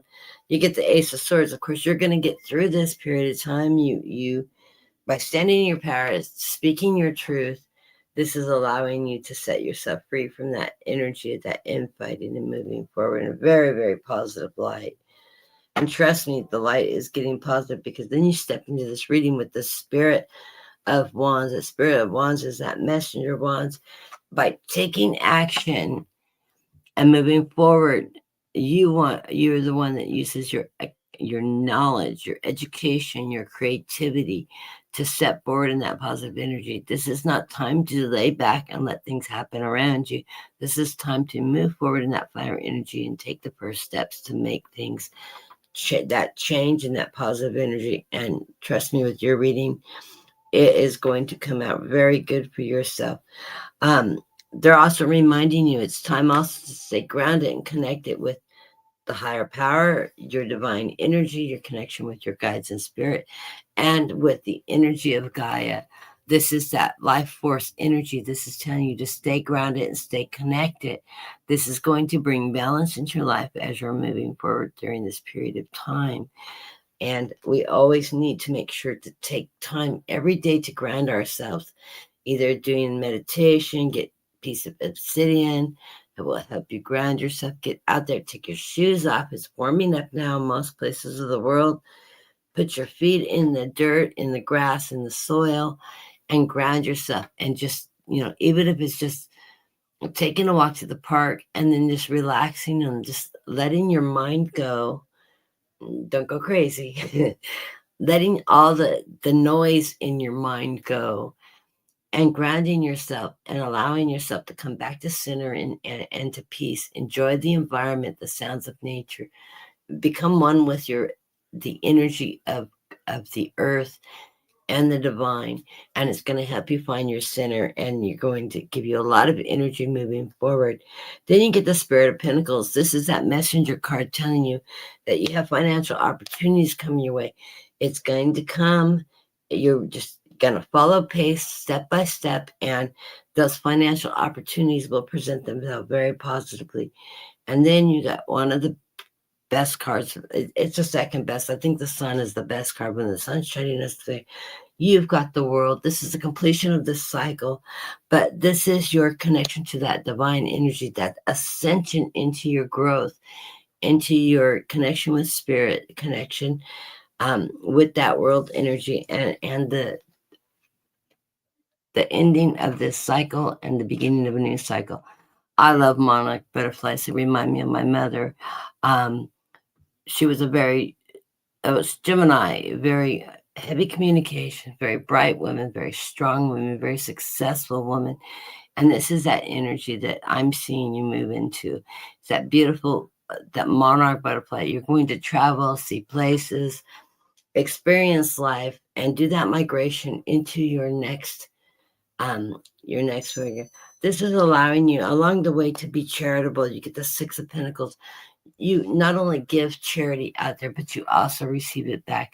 This is working with your community, yourself, working from your heart, that being, that caregiver that you are with others, but also remembering that others have things to offer you too. This could be job opportunities. This could be, if you're looking at relocating or changing jobs, doors are going to open for you, and that people are going to tell you, hey, somebody's hiring, or hey, they have openings in these housing. If you're looking to relocate, you're going to get that kind of information. Those are all form of charity. Charity isn't always somebody putting money in your cup. Sometimes it's just helping you out and giving you opportunities to create your own destiny. So I love these cards. Are moving in a very positive way. A lot of evolution and change. You know, you got the messenger saying, hey, it's time to take action. Hey, that by taking action, it's going to help you increase yourself financially. Remember, keep yourself grounded, keep yourself balanced in this period of time. There's no depression, no obstacles seeming to come in your way. But by staying grounded and leveled and in your center, it's going to allow you to move forward in your best energy. So I love this. And Brenda, of course, I'm going to read for you, dear love. We're talking at 6 o'clock her time, 3 o'clock my time. I was awake. As she well knows, cards didn't come in today, but I made Roger go out and check them out because I didn't get it checked yesterday. So I told you it's going to be about a week. But I'm looking so forward to them. So I will let you know when they come in. She sent me I believe it's a deck of Anne's cards, which are just beautiful. She had a spare deck, and so she's gifted me a deck.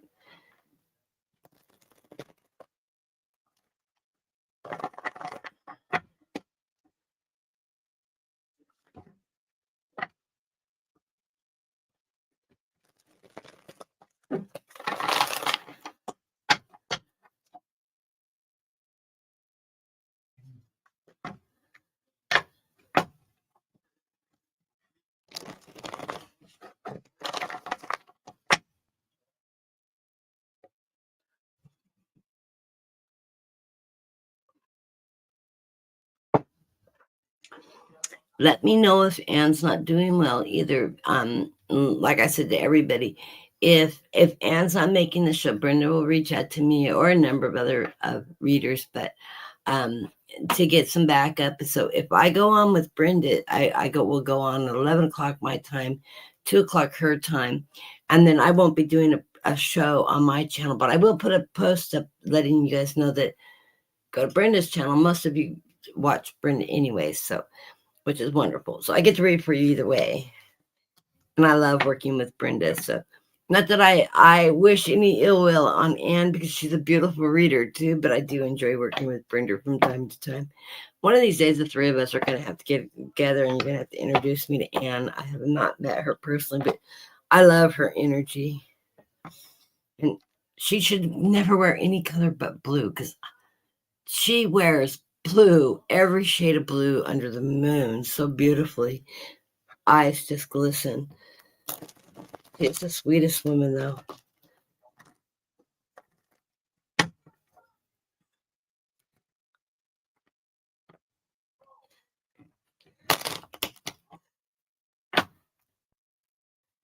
Try to get Dean to come on with me today. He's having a drained week, I think.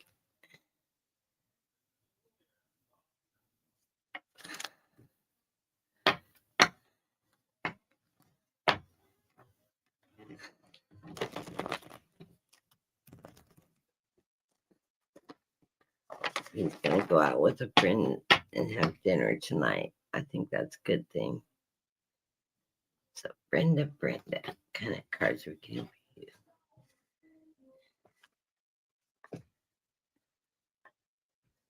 Working on some of that shadow work, huh, Brenda? We always are working on that shadow work, aren't we?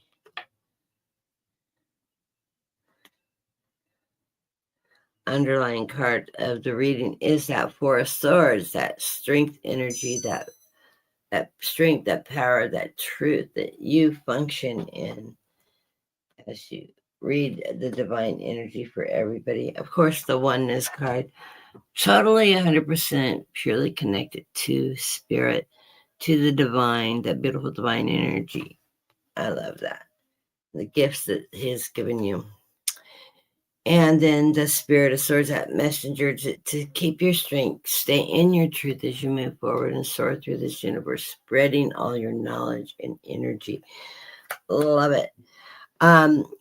Opportunities are coming your way. There's somebody going to be opening some doors from you. As you well know, with that Two of Swords, you're going to stay in your truth, your power, and that your strength as you make a decision on which direction to go in this new journey. Of course, take the difficult one, Brenda. We learn more that way, right? We always love that challenge. You like me. Nothing better than a good challenge to spark some beautiful energy forward and make us prove to ourselves we have the strength to do this. But yes, you have opportunities coming your way, and you can't make a wrong choice. You can only make a good choice. Either way, you're going to have lessons to learn and the ability to move forward in those opportunities. You are doing some shadow work right now. You get the moon, so you're dealing with something from your past or something from a past life that you're working through that energy. It's helping your here and now, your growth and development, as you well know. And we're always working on our shadow work. And you know what I was sitting up doing all night last night. So some of my shadow work, and of course, increasing my faith and understanding of my belief, my spiritual belief system, and that connection to the divine. Something I am always constantly seeking more knowledge of. Center of the reading, that 9 of Wands. And of course, the turtle's running from the nest to the ocean, and us Pisces, we're always running to the ocean. You're going to ride that wave of that new journey and this new cycle that we're going through. And of course, it's going to bring prosperity because you've already planted the seeds everywhere with the 7 of Pentacles, and you will reap what you sow as you move forward. And what is it bringing you?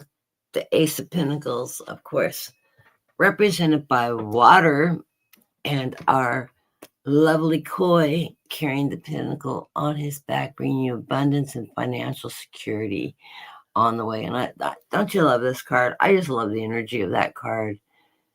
And of course, I want a Koi pond in my backyard. I wonder how that'll do when it freezes up. Fish or cold-blooded animals will probably do fine. I never had problems when we got ice on our pond up on the ranch. So anyways, blessing to you. Thank you for talking to me off and on for about 3 hours this morning. I know we were doing our coffee. I know you were doing your meditation prayers. Roger woke up with his beautiful energy today. We haven't heard from Tina at all, so that's good. But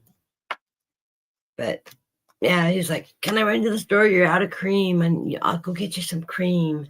I'm like, "Yeah, I put money in your can. Go buy me." He's just wanting to get out of the house. I said, "Get out of the house, spend $5. That'll make you feel like you did something."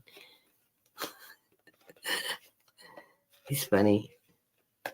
He's been in a really, really funny mood since last night when he woke up and asked me about my perfume of all things. I told him this morning, I said, "You've got the angels all around you, just here to support you. You know that, don't you?" And he goes, "Yeah." He goes, "I feel really good when I woke up this morning. It just felt really good." So I think the crab has come out of his shell. He's been very pleasant today too. So anyways, thank you for talking to me last night, though, or last night, this morning. I did go to bed at 5:30 this morning. I slept till 10 minutes to 10, so I got a good solid 5 hours, very restful sleep. And then I woke up with this wonderful energy. I went out and watered the flower. Of course, the cat was nagging me, "Mom, let's go outside," because I'm letting her out now, and I'm feeling safer with that. I'll actually let her out and just leave the door cracked open so she can come in and out. She's not crossing the street or anything. She knows her limit, but she has learned to climb to the top of those trees, and she's having a ball. So anyways, I got out there, got grounded this morning, got my hands in the dirt,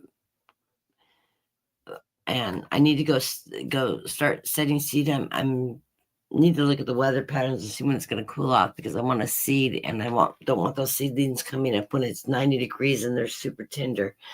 So I may have to put up a shade screen or something to keep them from not being direct morning sun as it starts to head towards noon, and I get that just before it shades over the yard. I get out there and get those flower beds. It feels great getting my hands back in the dirt. I haven't gardened in 2 years, so my flower beds are a mess. So I'm reseeding them. I'm not going to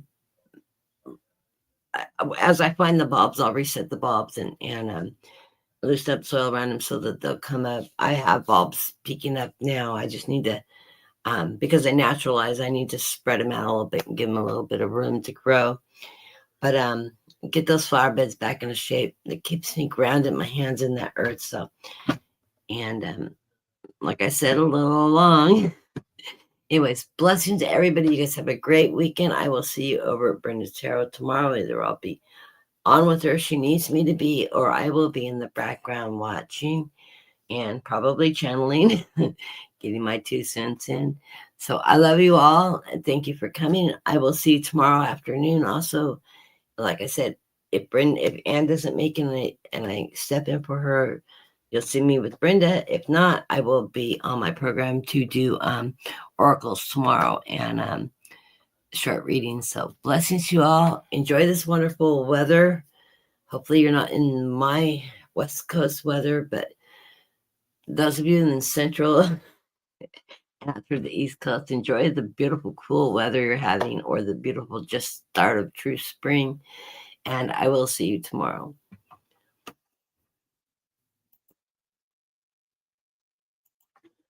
Rambling.